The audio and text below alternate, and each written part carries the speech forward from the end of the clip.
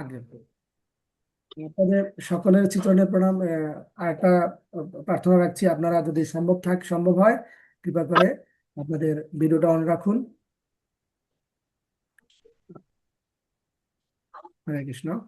তাহলে সেবক প্রভু, আপনি আমাদের ক্লাসের শুরুতে গুরু বন্দনা মাধ্যমে আমাদের ক্লাসটি শুভারম্ভ করার জন্য আপনার চরণে প্রার্থনা রাখছি। হরে কৃষ্ণ। হরে কৃষ্ণ। জয় পতিত পাবন পরমানন্দ শিল গুরুদেব কি, জগৎগুরু শিল প্রভুপাদ কি। শ্রী গুরু চরণ পদ্ম কেবল ভকতি সদ্ম। শ্রী গুরু চরণ পদ্ম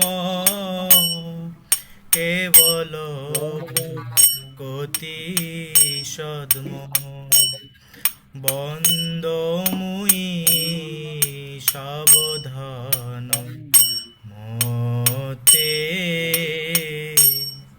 বন্দমুই সাবধান মতে।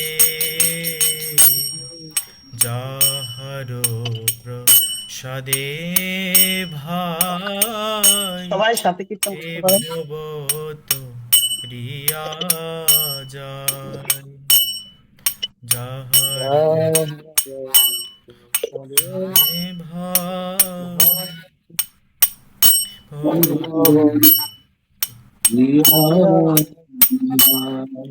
যাহার প্রসাদে ভাই এ ভব তরিয়া যায়।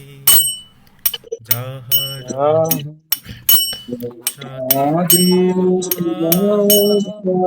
এ ভব তরিয়া যায়। কৃষ্ণ প্রাপ্তি হয় যাতে, কৃষ্ণ প্রাপ্তি হয় যাতে। কৃষ্ণ প্রাপ্তি হতে, কৃষ্ণ প্রাপ্তি হয় যাতে। গুরু মুখ পদ্ম বাক্য চিত্তেতে করিয়া ঐক্য। গুরু মুখ পদ্ম বাক্য চিত্তেতে করিয়া ঐক্য। আর না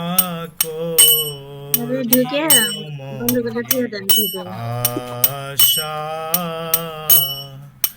আর না করিও মনে আশা। শ্রী গুরু চরণে রতি এসে উত্তম গতি। শ্রী গুরু চরণে রতি এসে উত্তম গতি। যে প্রসাদে পুরে সর্ব আশা, যে প্রসাদে পুরে সর্ব আশা, যে প্রসাদে পুরে সর্ব আশা, যে প্রসাদে পুরে সর্ব আশা। চক্ষুদান দিল যে জন্মে জন্মে প্রভু সেই, চক্ষুদান দিল যে জন্মে জন্মে প্রভু সেই। দিব্য জ্ঞান হৃদে প্রকাশিত, দিব্য জ্ঞানে হৃদে প্রকাশিত প্রেম ভক্তি যাহা হতে অবিদ্যা বিনাশ যাতে প্রেম ভক্তি যাহা হতে অবিদ্যা বিনাশ যাতে প্রেম ভক্তি যাহা হতে অবিদ্যা বিনাশ যাতে প্রেম ভক্তি যাহা হতে অবিদ্যা বিনাশ যাতে বেদে গায়ে যাহার চরিত বেদে গায়ে যাহার চরিত শ্রী গুরু করুণা সিন্ধু অধম জনার বন্ধু শ্রী গুরু করুণা সিন্ধু অধম জনার বন্ধু লোকনাথ লোকের জীবন লোকনাথ লোকের জীবন প্রভু কর দয়া দেহ মোরে পদ ছায়া দয়া দেহ মোরে পদ ছায়া প্রভু কর দয়া দেহ মোরে পদ ছায়া আহা প্রভু কর দয়া দেহ মোরে পদ ছায়া এবে যশ ঘোষক ত্রিভুবন এবে যশ ঘোষক ত্রিভুবন প্রভু কর দয়া দেহ মোরে পদ ছায়া আহা প্রভু কর দয়া দেহ মোরে পদ ছায়া এবে যশ ঘোষক ত্রিভুবন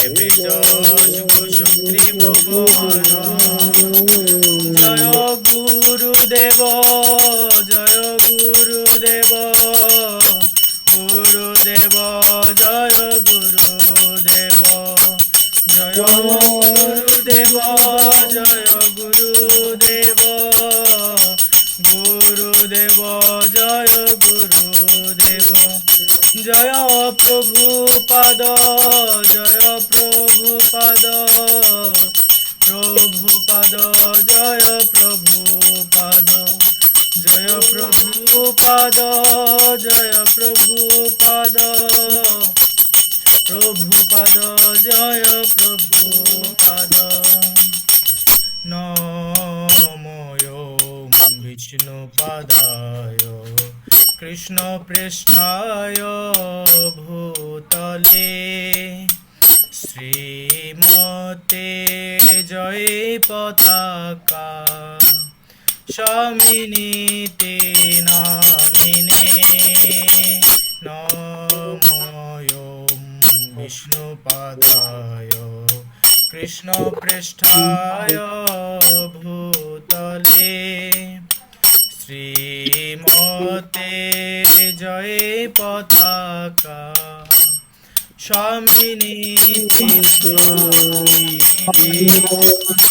নমো আচার্য পাদায় নিতাই কৃপা প্রদায়িনে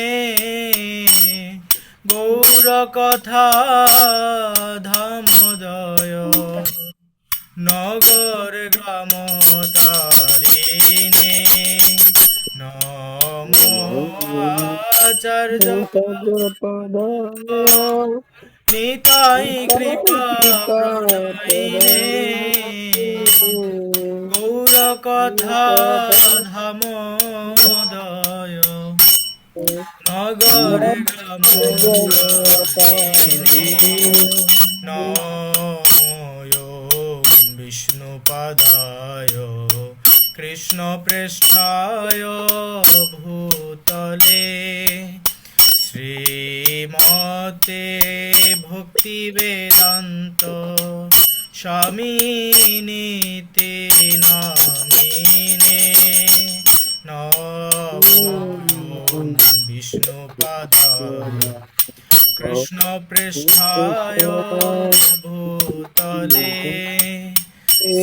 श्रीमते भक्तिवेदान्त स्वामिनिति नामिने नमस्ते सरस्वते देवे गौरवाणी प्रचारिणे निर्विशेष शून्यवादी पाश्चात्य देशतारिणे नमस्ते सरस्वते देवे गौरवाणी प्रचारिणे निर्विशेष शून्यवादी पाश्चात्य देश जय श्री कृष्ण चैतन्य प्रभु नित्यानंद श्री अद्वैत गदाधर शिवासादि गौरभक्तवृन्द जय श्री कृष्ण चैतन्य प्रभु नित्यानंद श्री अद्वैत गदाधर शिवासादि गौरभक्तवृन्द हरे कृष्ण कृष्ण कृष्ण हरे हरे राम राम राम हरे हरे हरे कृष्ण कृष्ण हरे हरे हरे राम राम राम हरे जय प्रभुपाद जय प्रभुपाद प्रभुपाद जय प्रभुपाद जय प्रभुपाद जय प्रभुपाद प्रभुपाद जय प्रभुपाद जय जय पताका स्वामी गुरु महाराज जय पताका स्वामी गुरु महाराज जय जय पताका स्वामी गुरु महाराज जय पताका स्वामी गुरु महाराज जय गुरु हरि बोल हरि बोल हरि बोल हरि बोल बोल हरि बोल हरि बोल हरि बोल हरि गौर কোথায় যাচ্ছেন বাবু? प्रेमानंद হরে জয় পরমাত্মা শিরা জয় পতাকা স্বামী মহারাজ কি জয় পরমাত্মা শিরা জয় পতাকা স্বামী মহারাজ শুভ শুভ পূজা কি কামনা একাদশী কি জয় উপস্থিত সকল ভক্তবৃন্দ কি গৌর প্রেমানন্দে হরি হরি। আমার কথা শোনা যাচ্ছে প্রভু? হরি বল। শুনছি। তো আমি অনুরোধ করছি বিশেষ করে আহ আজকে সবাই অন্তত 1 মিনিট হোক 2 মিনিট হোক, হ্যাঁ, মানে 3 মিনিট হোক, একটু যেন আমরা সবাই গুরু মহারাজ পরমাত্মা শ্রী গুরু মহারাজের গুণকীর্তন করতে পারি। কারণ আজকের এই দিনটা বলছে একজন ভক্তের জন্য, একজন শিষ্যের জন্য এই দিনটা হচ্ছে সর্বোচ্চ দিন। কেমন সর্বোচ্চ দিন? হ্যাঁ, সর্বোচ্চ প্রাপ্তির দিন, সর্বোচ্চ প্রাপ্তির দিন। হ্যাঁ, কারণ এই দিনে যদি এমন এক মহান আচার্যের আবির্ভাব না হতো, তিনি যদি আমাদেরকে আশ্রয় প্রদান না করতেন, তাহলে আমাদের জীবনে এই মনুষ্য জীবনের সম্পূর্ণটি অসম্পূর্ণতা থাকতো। অসম্পূর্ণ থাকতো, পূর্ণতা প্রাপ্তি লাভ করার, হ্যাঁ, এই মনুষ্য জীবনের সব ব্যবহার করার কোন সুযোগই আমরা পেতাম না।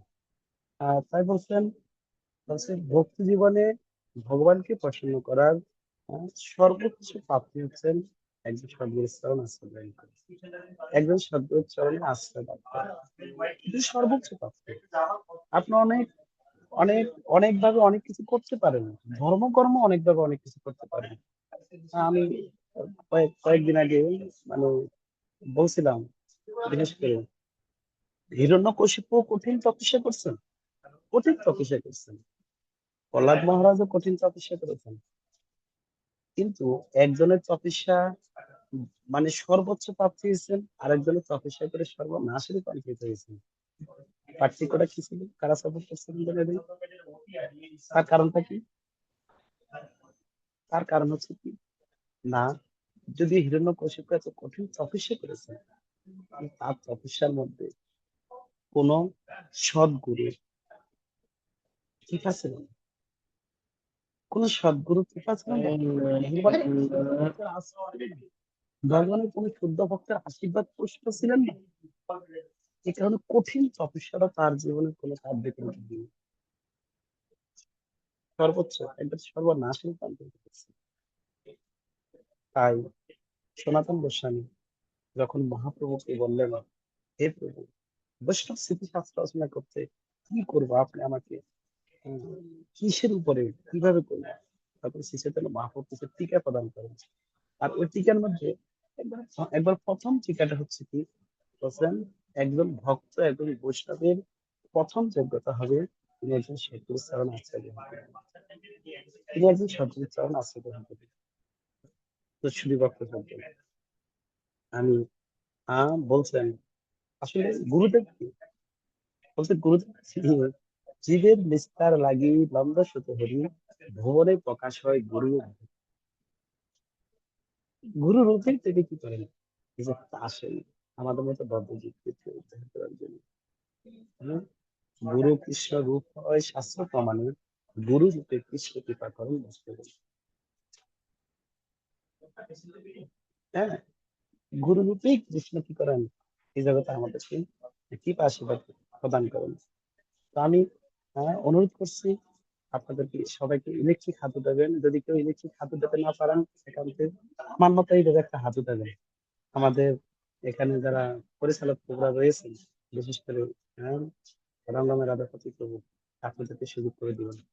হ্যাঁ, আমি অনুরোধ করবো আপনারা সবাই আজকের দিনে, না অন্তত বেশি কিছু না হোক, যারা একবার কিচ্ছু বলতে পারি না, না আজকের এই শুভ তিথিতে এই মহেন্দ্র খানে আমরা আমাদের পরমাত্মা যেরকম ভাবের কাছে ভগবানের কাছে সর্বোচ্চ প্রিয় পার্শ্বদ, হ্যাঁ, মানে বর্তমান বিশ্ব পরিব্রাজক কাছে একজন, পুরা বিশ্বের মধ্যে, হ্যাঁ, এত প্রবীণ সন্ন্যাসী আর নেই।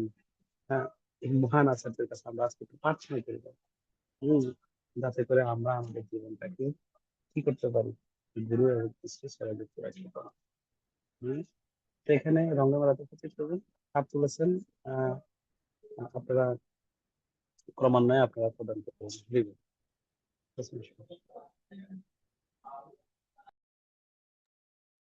হরে কৃষ্ণ। শুধু ভক্ত সজ্জন, তো প্রভুর নির্দেশনা অনুযায়ী আমরা সকলেই চেষ্টা করব আজকে আমাদের যে প্রভু সুযোগ প্রদান করেছেন আমাদের পরমারাধ্য গুরুদেব শ্রী জগতার স্বামী গুরু মহারাজের গুণমহিমা কীর্তন করার জন্য। তো আপনারা যারা আহ, সকলেই চেষ্টা করবেন হ্যান্ড রাইজ করার জন্য, ইলেকট্রিক হ্যান্ড রাইজ, আমরা ক্রমান্বয়ে সকলকে সুযোগ প্রদান করব। হরে কৃষ্ণ। তাহলে আমাদের এই পর্যায়ে আহ কানাই মহাপাবন দাস, তো আপনি আনমিউট করে আপনি সংক্ষিপ্তভাবে গুণমহিমা কীর্তন করুন। হরে কৃষ্ণ।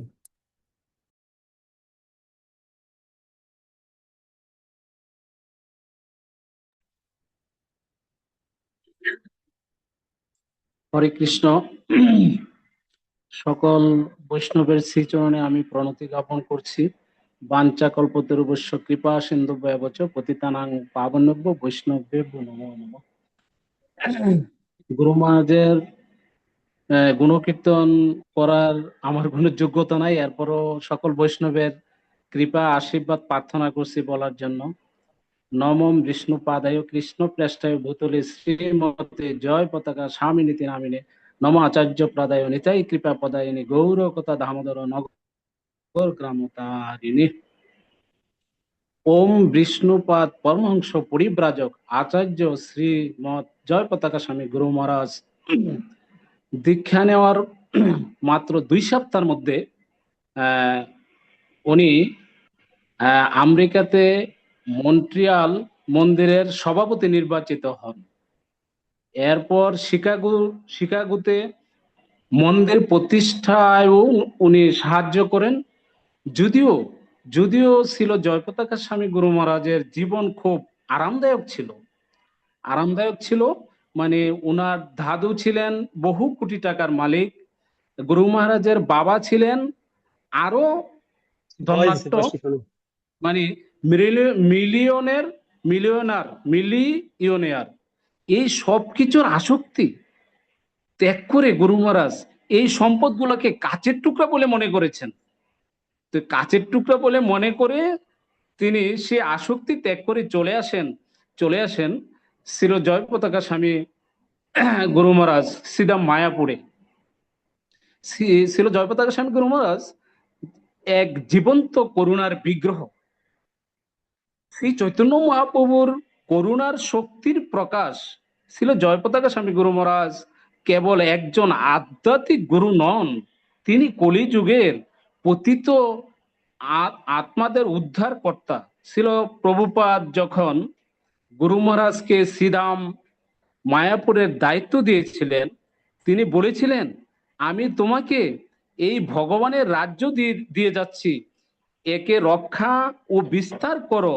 সেই থেকে সেই থেকে আজ পর্যন্ত গুরু মহারাজ মায়াপুর ধামকে বিশ্বর দরবারে প্রতিষ্ঠিত করতে গুরু মহারাজের জীবনকে উৎসর্গ করে দিয়েছিলেন। এই হলো আমাদের গুরু মহারাজ।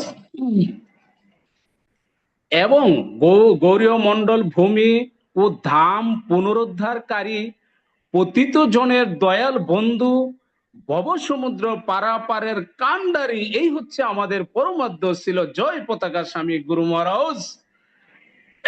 আজকের এই মহান পবিত্র কামদা একাদশী তিথিতে ছিল জয় পতাকা স্বামী গুরু মহারাজের ৭৭তম শুভ আবির্ভাব তিথি ছিল। শ্রী শ্রী ব্যাস পূজা মহোৎসব কি জয়। তবে আমি গুরু মহারাজের অযোগ্য সন্তান, সকল বৈষ্ণবের শ্রীচরণে প্রণতি জ্ঞাপন করে আমি আপনাদের বৈষ্ণবের কৃপা আশীর্বাদ নিয়ে বলার চেষ্টা করছি। হরে কৃষ্ণ, প্রণাম। হরে কৃষ্ণ। ধন্যবাদ আমাদের সদ্য গুরু মহারাজের কৃপা প্রাপ্ত কানাই মহাপ্রবণ দাস প্রভু, মায়াপুর থেকে গুরু মহারাজের বিশেষ কৃপা পেয়েছেন। তো এইভাবেই সকলেই চেষ্টা করবেন, যেহেতু আমরা এখানে প্রায় 60 জনের মতো উপস্থিত আছি ক্লাসে, সংক্ষিপ্ত ভাবে সকলকে সুযোগ করে দেওয়ার জন্য। হরে কৃষ্ণ। তো এই পর্যায়ে হরে কৃষ্ণ, আহ, হরে কৃষ্ণ। আমি একটু বলছি, বিষয় হচ্ছে সবাই বলবেন 2 মিনিট, 5 মিনিট, সর্বোচ্চ 5 মিনিট। আর আহ, সর্বোচ্চ সর্বোচ্চ গুরু মহারাজের প্রণাম মন্ত্রটা বলবেন। গুরু মহারাজের প্রণাম মন্ত্র বলেই শুরু করবেন, কেউ লং টাইম মঙ্গল আচরণ করবেন না। এবং কিনা অন্তত বলার অন্তে একটু গুরু মহারাজের কাছে আজকের দিনে একটু বিশেষ প্রার্থনা করবেন। কি প্রার্থনা করবেন? যেমন নিজে যদি কোনো প্রার্থনা না জানেন, মহাজনদের সেই প্রার্থনা গুলো করতে পারেন। হ্যাঁ, যেমন মহাজনরা শাস্ত্রে এরকম অনেক প্রার্থনা করেছেন। ওহে গুরুদেব, হ্যাঁ, তব কৃপা কণা আমারও সম্বল, তব কৃপা বিনা নাহি অন্য বল। হ্যাঁ, তো এবং শুধু তা না, লাস্টে যেমন বলছি কি, অবশ্যই চরণ সেবি যেন আমি জনম জনম, এই আশীর্বাদ যাচিয়া ভাজন তব পদস্থানে চায়। তো আমরা বিশেষ করে গুরু মহারাজের চরণে যেন নিত্যকাল কি করতে পারি, আশ্রয় থাকতে পারি। তার জন্য আশ্রয় থেকে গুরু কিছু কৃপা লাভ করে সেবা যুক্ত থাকতে পারি। কারণ চক্ষুদান দিল যে জন্মে জন্মে ভবিষ্যৎ, তিনি একজন আমার নয় আমাদের।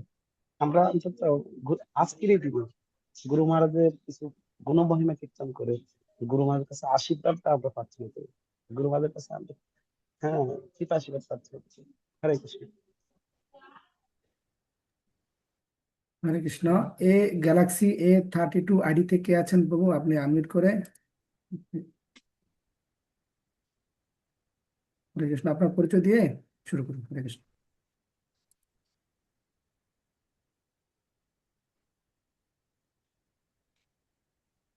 প্রভু রিকোয়েস্ট পাঠানো হয়েছে, আপনি অ্যাকসেপ্ট করুন। এসব কথা তো প্রভু বলবে। আচ্ছা প্রভু, হরে কৃষ্ণ হরে প্রভু। কৃষ্ণ। আমিও অযোগ্য সন্তান এবং বিষ্ণু পাদায় কৃষ্ণ রাষ্ট্র বলতে শ্রীমতে জয়বতকা স্বামী নিতে নমঃ সহ্য পদায় নিত্যায় প্রদায়ন গৌরপদা ধামোদয় প্রভু বলা আমার যোগ্যতা নেই গুরু মহারাজের। আমি যখন গুরু মহারাজকে প্রথম মোবাইলের মাধ্যমে দর্শন করি, তারপর থেকে আমার যেন গুরু মহারাজের প্রতি কেমন জানি মনে একটা তুফান সৃষ্টি হচ্ছে। তারপর থেকে আমার গুরু মহারাজের সান্নিধ্যে আসার জন্য আমি অনেক প্রয়াস করছি। গুরু মহারাজ হয়তো শুনছেন, সেই হিসেবে আমি অযোগ্য সন্তান, আমার কোনো আমার কোনো যোগ্যতা নেই। গুরু মহারাজ কৃপা করে আমাকে আপনার সন্তান বলে মেনে নিচ্ছেন। কৃষ্ণ প্রভু। হরে কৃষ্ণ প্রভু, আমি একটু শেয়ার করতে চাই, সেটা হচ্ছে আপনারা আপনাদের পরিচয়টা দিবেন, আর এখন কে কোন পর্যায়ে আছেন ভক্তি জীবনের, একটু সংক্ষিপ্ত মানে গুরু মহারাজের সাথে আপনার সম্পর্কটা কিভাবে সৃষ্টি হয়েছে যদি এভাবে একটু বলতেন, মানে শুরুটা এভাবে যদি হয় মানে আমার মনে হয় ভালো হবে আর কি। হরে কৃষ্ণ। তো আমাদের এই পর্যায়ে পনা মাতাজি, আপনি একটু পরিচয় দিয়ে সংক্ষিপ্তভাবে শুরু করুন। হরে কৃষ্ণ। হরে কৃষ্ণ। প্রণামী গ্রুপের সকল ভক্তবৃন্দ চেতন কমলে। তো আমার নাম হচ্ছে পর্ণা রানী, আর আমি গুরু মহারাজের চরণে আশ্রিত আছি। আমি যখন ভক্তি জীবনে ছিলাম না, তখন আমি গুরু মহারাজের চরণে পুষ্প অর্পণ করেছিলাম এই বেশ পূজার দিনে। তখন আমার মানে খারাপ লেগেছিল একটা বিষয়ে, যে তখন তো যেহেতু বুঝতাম না, তো এখানে অভিষেক করছিলেন প্রভুরা, আমাকে অভিষেক করতে দেন নাই। তখন আমার মনে খুব কষ্ট লাগছিল যে আমি একদিন হলে আমি গুরু মহারাজের চরণে বা আহ মানে এই গুরু মহারাজকে যেন আমি অভিষেক করতে পারি, এরকম একটা আমার প্রয়াস ছিল। কিন্তু যদি আমি ভক্তি জীবনে ছিলাম না, বুঝতাম না এরকম, কিন্তু যাই হোক কোনো এক কারণে আমি গুরু মহারাজের চরণে আশ্রিত হতে পেরেছি। এটা আমার অনেক সৌভাগ্য, যদিও আমি এখন পর্যন্ত দীক্ষা পাইনি। এটা আমার ব্যক্তিগত জীবন থেকে বললাম। তো আমি এখন গুরু মহারাজের একটা লীলা বলার প্রয়াস করব, যেটা আমি আহ প্রভুদের মুখ থেকে শ্রবণ করেছি। তো একটা লীলা হচ্ছে যে মায়াপুরে যে একটা লীলা হয়েছিল, সেটা হচ্ছে একটা প্রোগ্রাম ছিল মায়াপুরে। তো ওইখানে ভক্তরা প্রসাদ পেয়েছেন। তো সেই সময় মায়াপুরে কলা পাতায় প্রসাদ দেওয়া হতো, তারপরে শাল পাতা, এরকম ছিল প্রসাদ দেওয়া হয়তো এইসব কিছুতে। তো প্রসাদ পাওয়া শেষে সবগুলা কলা পাতা একত্র করে গুরু মহারাজ একটা বিল্ডিং এর পাশে রেখে দিয়েছিলেন। তো একটা কক্ষে যখন প্রপাত বিশ্রাম নিচ্ছিলেন, গুরু মহারাজের সাথে কথোপকথন করছিলেন, তখন হঠাৎ করে দেখা যাচ্ছে যে কিরকম একটা মানে গন্ডগোল বা চিৎকার চেঁচামেচি একটা শব্দ হচ্ছে।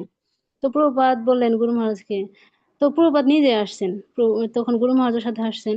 পরে যখন প্রভুপাদ দেখেন যে মানে প্রসাদে যে আমরা যে মানে প্রসাদ পাওয়া যে একটা উচ্ছিষ্ট থাকে, ওইখানে যে কিছু একটা মানে ভগ্নাংশ থাকে, তো ওই প্রসাদ নিয়ে কুকুর আর কিছু মানুষ মানে বালকেরা ওইখানে এত ক্ষুধার্ত যে তারা ওই মানে কুকুরের সাথে লড়াই করতেছে ওই প্রসাদ পাওয়ার জন্য। মানে প্রসাদ মানে তারা এত বেশি ক্ষুধার্ত, মানে একটা মানুষ কিনা মানে কুকুরের সাথে যুদ্ধ করতেছে শুধুমাত্র একটু প্রসাদের জন্য। তখন যখন এই প্রভুপাদ এই দৃশ্যটা দেখলেন, তখন উনি অনেক মানে অনেক কষ্ট পান, ওনার খুব খারাপ লাগে এই বিষয়টা। তো তখন প্রভুপাদ গুরু মহারাজকে বলেন যে দেখো, আমি চাই না যে এই মন্দিরের মানে 12 মাইল পর্যন্ত কেউ আহ অনাহারে বা অভুক্ত থাকুক। আমি চাই প্রত্যেকে এই 12 মাইলের ভিতরে যারা আছে প্রত্যেকেই যেন প্রসাদ পায়। তো এটা যখন প্রভুপাদ গুরু মহারাজকে বলছেন, তখন গুরু মহারাজ এত কিছু চিন্তা করেননি। তো উনি মানে ওনার যে গুরুদেবের যে আজ্ঞা, উনি ওটা মানে আজ্ঞাটা পালন করার জন্য উনি এই যে মায়াপুরে যে একটা অন্নদান কমপ্লেক্স, এই অন্নদান কমপ্লেক্সটা উনি প্রতিষ্ঠা করেন। তো এখানে ফ্রি প্রসাদ দেওয়া হয়, যদি অনেকগুলা রেস্টুরেন্ট মায়াপুর অনেক কিছু আছে। তো এটা গুরু মহারাজ চালু করেছেন, তো এখানে অনেক হাজার হাজার ভক্ত প্রসাদ পায় প্রতিদিন। তো এটা প্রভুপাদের ইচ্ছা ছিল, আর গুরু মহারাজ এটা কি বাস্তবে মানে বাস্তবায়ন করছেন। একজন মানে শিষ্যের কিরকম হওয়া উচিত, এটা গুরু মহারাজকে দেখলে বোঝা যায় যে ওনার মানে গুরুদেব উনি শুধু ইচ্ছা প্রকাশ করেছেন, আর সেটা তিনি বাস্তবে রূপদান করেছেন। এটা সত্যি অনেক অবিশ্বাস্য এবং অকল্পনীয় একটা বিষয়। তো আরেকটা আমি ছোট্ট একটা লীলা বলতে চাই, সেটা হচ্ছে যে একটা সময় ছিল যে মানে মায়াপুরে যখন টমেটো চাষ হয়, কিছু বালকেরা আসে। বালকরা আসার পর ওইখানে টমেটো ছিঁড়ে ছিঁড়ে খায়। তারপর সব অনেক বালক আসে, আসার পরে যখন টমেটো গুলা শেষ করে দিচ্ছিল, পরে তো এখানে একজন প্রভু আসেন। প্রভু আসার পর ওই টমেটো মানে যারা বালকরা টমেটো চুরি করতেছিল তাদেরকে হচ্ছে প্রহার করতেছিল, মানে মারতেছিল। তারপর এই বিষয়টা পরে দেখা যায় যে ওইখানে যেহেতু অনেকগুলো বালক, সব বালক মিলে ওই প্রভুকে পিটাচ্ছে। তো এই বিষয়টা দেখার মানে শোনার পর প্রভুপাদ বলছে তুমি যাও তাহলে, মানে গুরু মহারাজকে বলতেছেন। তারপর গুরু মহারাজ ওইখানে কি নিয়ে যাবেন, পরে উনি কি করছেন, সাথে মৃদঙ্গ আর করতাল ঝম্প এইসব নিয়ে গেছেন। তো ওইখানে যায় উনি কীর্তন শুরু করে দিয়েছেন। এমন একটা পরিস্থিতি যে সব বালকেরা মিলে আহ একটা প্রভুকে মারতেছেন। পরে এটা দেখার পর পরে গুরু মহারাজ এখানে কি করেন, সংকীর্তন শুরু করে দেন। পরে প্রত্যেকটা বালকই মানে মারামারি ভুলে মানে ওই সংকীর্তনে যোগদান করেন। তো মানে গুরু মহারাজের কাছে আমাদের একটা শিক্ষার বিষয় যে আমরা প্রত্যেকটা পরিস্থিতি যেমনই হোক না কেন, সেটা যে মানে কিভাবে সামাল দেওয়া যায় সেটা আমরা আমাদের গুরু মহারাজকে দেখে শিখতে পারি। তো প্রভু এই দুইটা লীলা বলার ছিল আমার। আমি যদি ভালো কিছু বলতে পারি নাই, আমাকে সবাই কৃপাশীর্বাদ করবেন, আমি অনেক জুনিয়র। হরে কৃষ্ণ, প্রণাম। হরে কৃষ্ণ। ধন্যবাদ মাতাজিকে সুন্দরভাবে আমাদের পরমারাধ্য গুরুদেবের গুণমহিমা দুটির সংক্ষিপ্ত লীলা উপস্থাপন করার জন্য। এই পর্যায়ে মুরাদনগর থেকে আমাদের চারু কেশবা প্রিয়া দেবীদাসী মাতাজি। হরে কৃষ্ণ।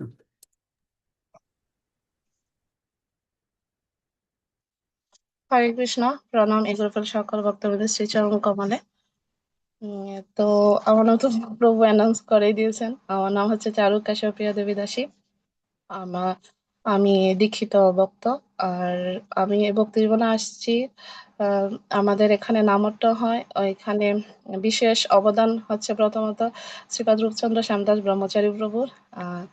তারপর পরিচয় হয় শ্রীমান চৈতন্য চিন্তামণি প্রভুর সাথে। তো প্রভুর মাধ্যমেই আস্তে আস্তে করে আমার এই ভক্তি জীবনে আসা।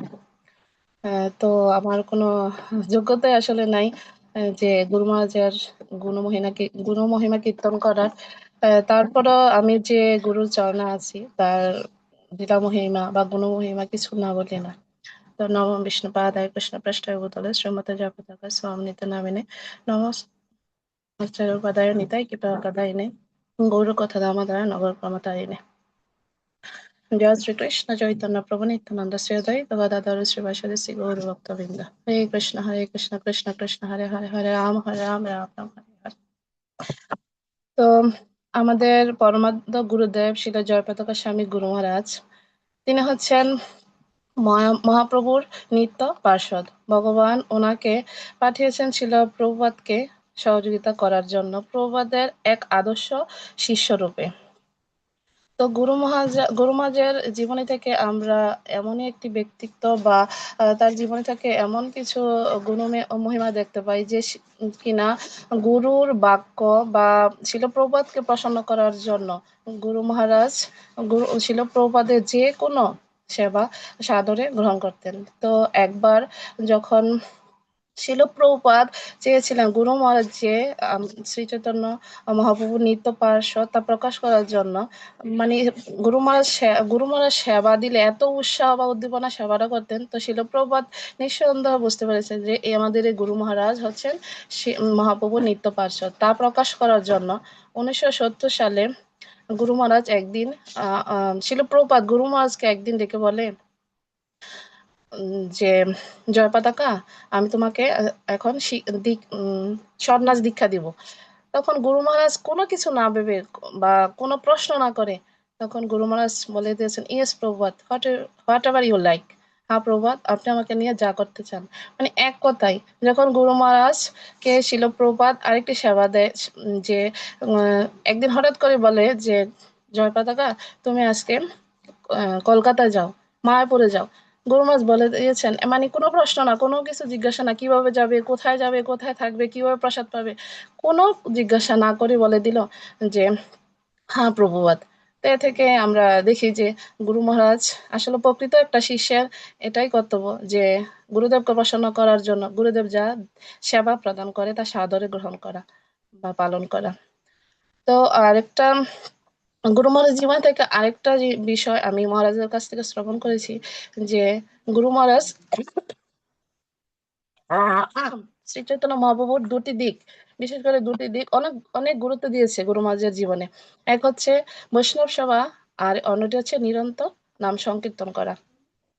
তো গুরু মহারাজ বৈষ্ণব সেবা এমন ভাবে করতেন যে তার কোনো কিছু তখন চিন্তা করতেন না, নিজের কোনো কিছু চিন্তা করতেন না। একবার গুরু মহারাজ অনেক ভক্তদেরকে নিয়ে মালদা গঙ্গা সাফারিতে যান। তো সেখানে গিয়ে অনেক ভক্তদের যে ওইখানের যে জল তা খেয়ে ডায়রিয়া হয়। তখন গুরু মহারাজ এই অবস্থা দেখে, ভক্তদের এই অবস্থা দেখে গুরু মহারাজ নিজে বাজারে গিয়ে চিরা, দই, এইসব ফুলের বসি এনে প্রাথমিকভাবে গুরু মহারাজ একটা চিকিৎসা চালান, যার মাধ্যমে অনেক ভক্তরা ভালো হয়েছে আর অনেক ভক্ত এখনো ভালো হয়নি। তখন গুরু মহারাজ নিজে গিয়ে আবার ডাক্তার এনে প্রত্যেকটা ভক্তের কাছে গিয়ে গিয়ে গুরু মহারাজ তাদের চিকিৎসা করান। সেই বিকেল 5টা থেকে শুরু করে রাত্র 11টা বেজে গেছে, তাও গুরু মহারাজের প্রসাদ পাওয়ার টাইম আমরা জানি যে 7:30টায়। গুরু মহারাজ প্রসাদও পান নেই, প্রত্যেকটা ভক্তের কাছে গিয়ে গিয়ে ডাক্তারকে নিয়ে চিকিৎসা করান। তারপরে সে গুরু মহারাজ প্রসাদ পান।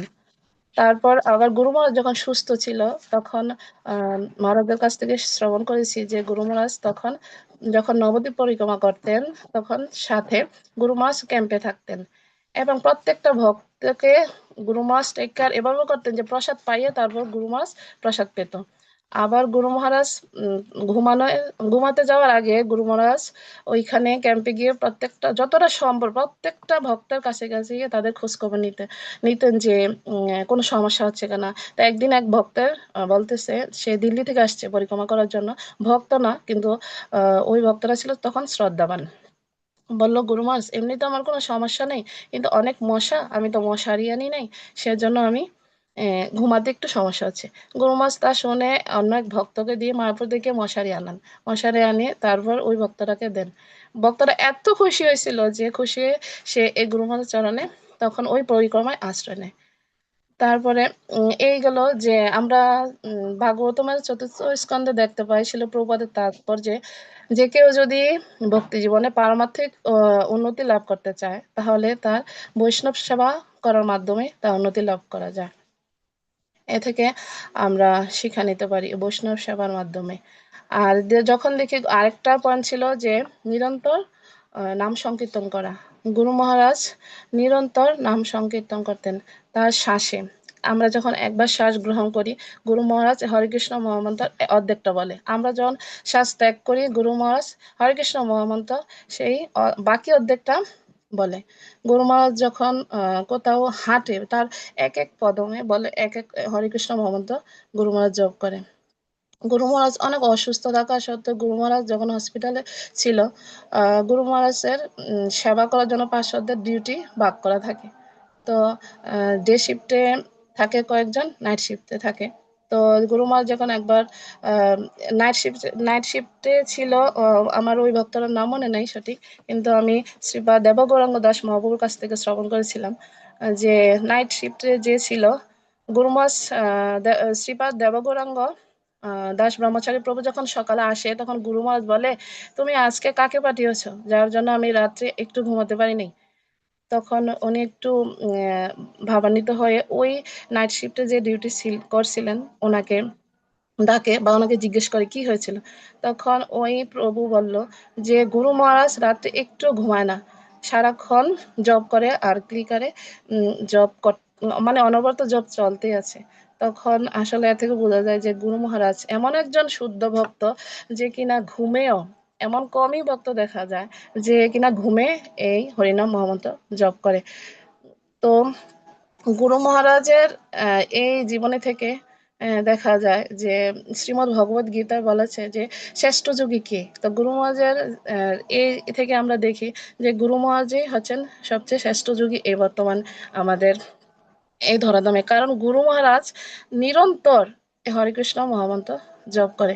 একবার যখন মহাপ্রভু জগামাদাকে উদ্ধার করেছিলেন তখন জগামাদা মহাপ্রভুকে বলেছিলেন মহাপ্রভু আমরা তো এত পাপ করেছি যে এত অনুশোচনা হয়ে বললেন যে আমরা তো এত পাপ করেছি যে আমরা এর থেকে কিভাবে উদ্ধার পাবো। তখন মহাপ্রভু বলেছিলেন যে বৈষ্ণব সেবা করো আর নিরন্তর নাম সংকীর্তন করো, যা গুরু মহারাজ তার জীবনে পালন করেছেন। তো আজকের দিনে গুরু মহারাজের কাছে একটাই প্রার্থনা যে আমি যেমন অন্ততপক্ষে গুরু মহারাজের কিছু আদেশ হলো আমার জীবনে পালন করতে পারি। আর এখানে শুদ্ধ মহাত্মা অনেকে উপস্থিত আছে, তাদের কাছে একটা প্রার্থনা, আরো আমার জন্য আশীর্বাদ করুন। আমি যেমন গুরু মহারাজের আদেশ নির্দেশ পালন করতে পারি ভক্তি জীবনে, মানে কিছুটা হলেও ভক্তি জীবনে ভালোভাবে পালন করতে পারি। হরে কৃষ্ণ, প্রণাম সকল শিষ্যগণ। হরে কৃষ্ণ। ধন্যবাদ চারুকে শুভপ্রিয়া দেবদাসী মাতাজিকে। মাতাজি আসলে একজন শুদ্ধ ভক্ত। মাতাজি মুরাদনগর এক নামটা আছে, মুরাদনগর এই নামটা মাতাজি মাধ্যমে পরিচালিত হয়। তো ঠিক আছে, এই পর্যায়ে আমরা টিটু বৈদ্য প্রভু, আপনি আপনার পরিচয় দিয়ে উম, শুরু করুন। হরে কৃষ্ণ। হরে কৃষ্ণ প্রভু, দণ্ডবত প্রণাম শ্রী চরণে। হরে কৃষ্ণ, সবাই প্রভুর ভক্তবৃন্দের চরণে দণ্ডবত প্রণাম। প্রভু, আমাকে কি শোনা যাচ্ছে? হরে কৃষ্ণ প্রভু। নমঃ বিষ্ণুপাদায় কৃষ্ণ পৃষ্ঠায় ভূতলে শ্রীমতী ভক্তি বেদান্ত স্বামিনীতে নামে নমস্তে সরস্বতী দেবী গৌরবাণী প্রচারিণী নির্বিশেষে শূন্যবাদী পশ্চাৎ দেশে তারিণী। তো প্রভু, আমার নাম হচ্ছে টিটু বৈদ্য। আমি হচ্ছে যে সাচার থেকে।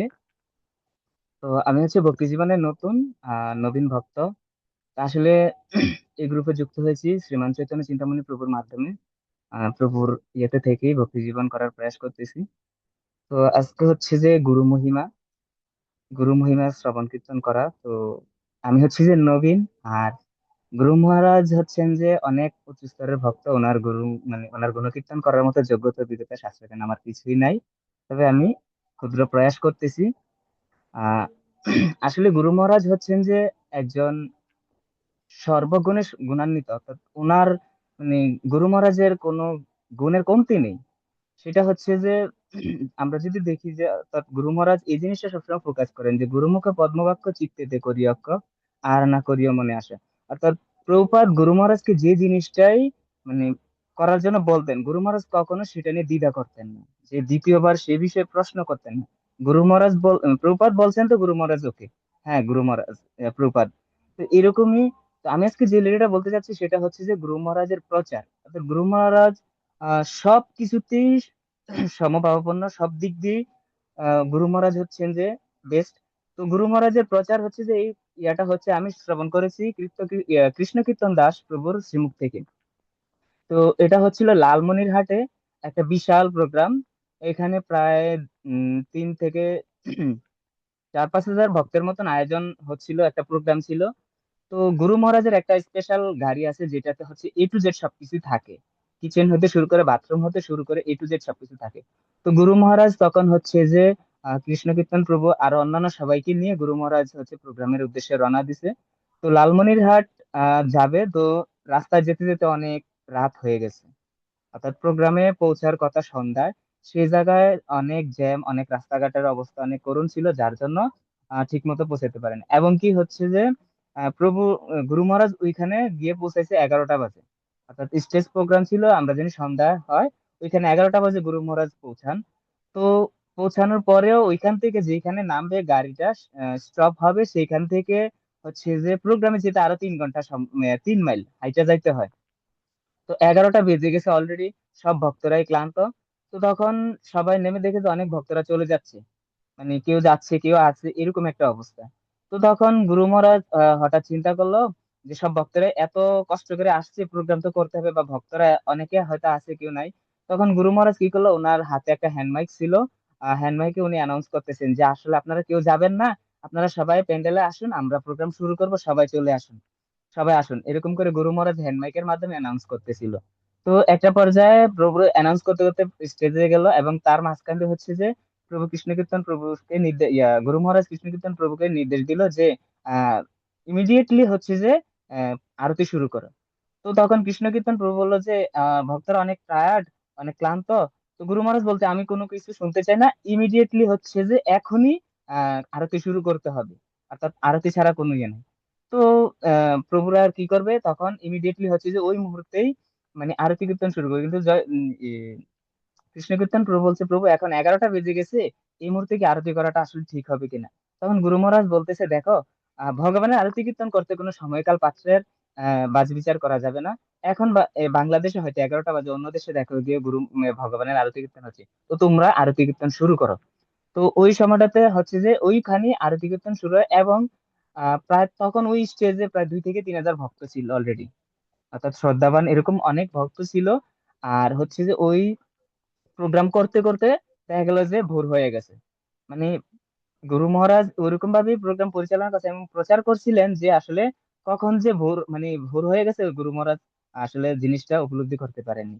তো আরেকটা বিষয় হচ্ছে যে আজকে আমার সাথে যে জিনিসটা হয়েছে, আমি আমার ব্যক্তিগত এই জিনিসটা বলতেছি।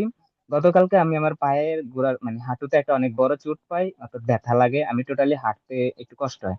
তো আজকে গুরু মহারাজের বেশ পূজা, আমাদের কেন্দ্রীয় মন্দির, আমরা কচুয়াতে গেছি গুরু মহারাজের বেশ পূজা, তো আমার পাটা বেশি লাড়াচাড়া করতে পারি না।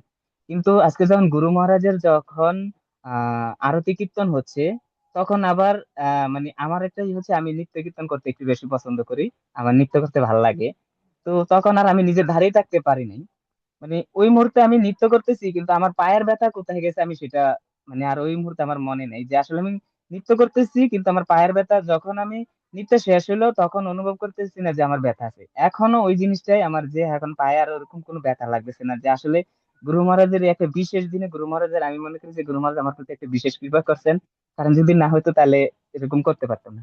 তো হরে কৃষ্ণ প্রভু, আমি আসলে গুরু মহারাজ সম্পর্কে আমার তেমন কোনো নাই, তারপরে প্রভুদের মুখ থেকে যতটুকু শ্রবণ করছি ততটুকু বলার প্রয়াস করছি, আমার ভুল ত্রুটি ক্ষমা করবেন।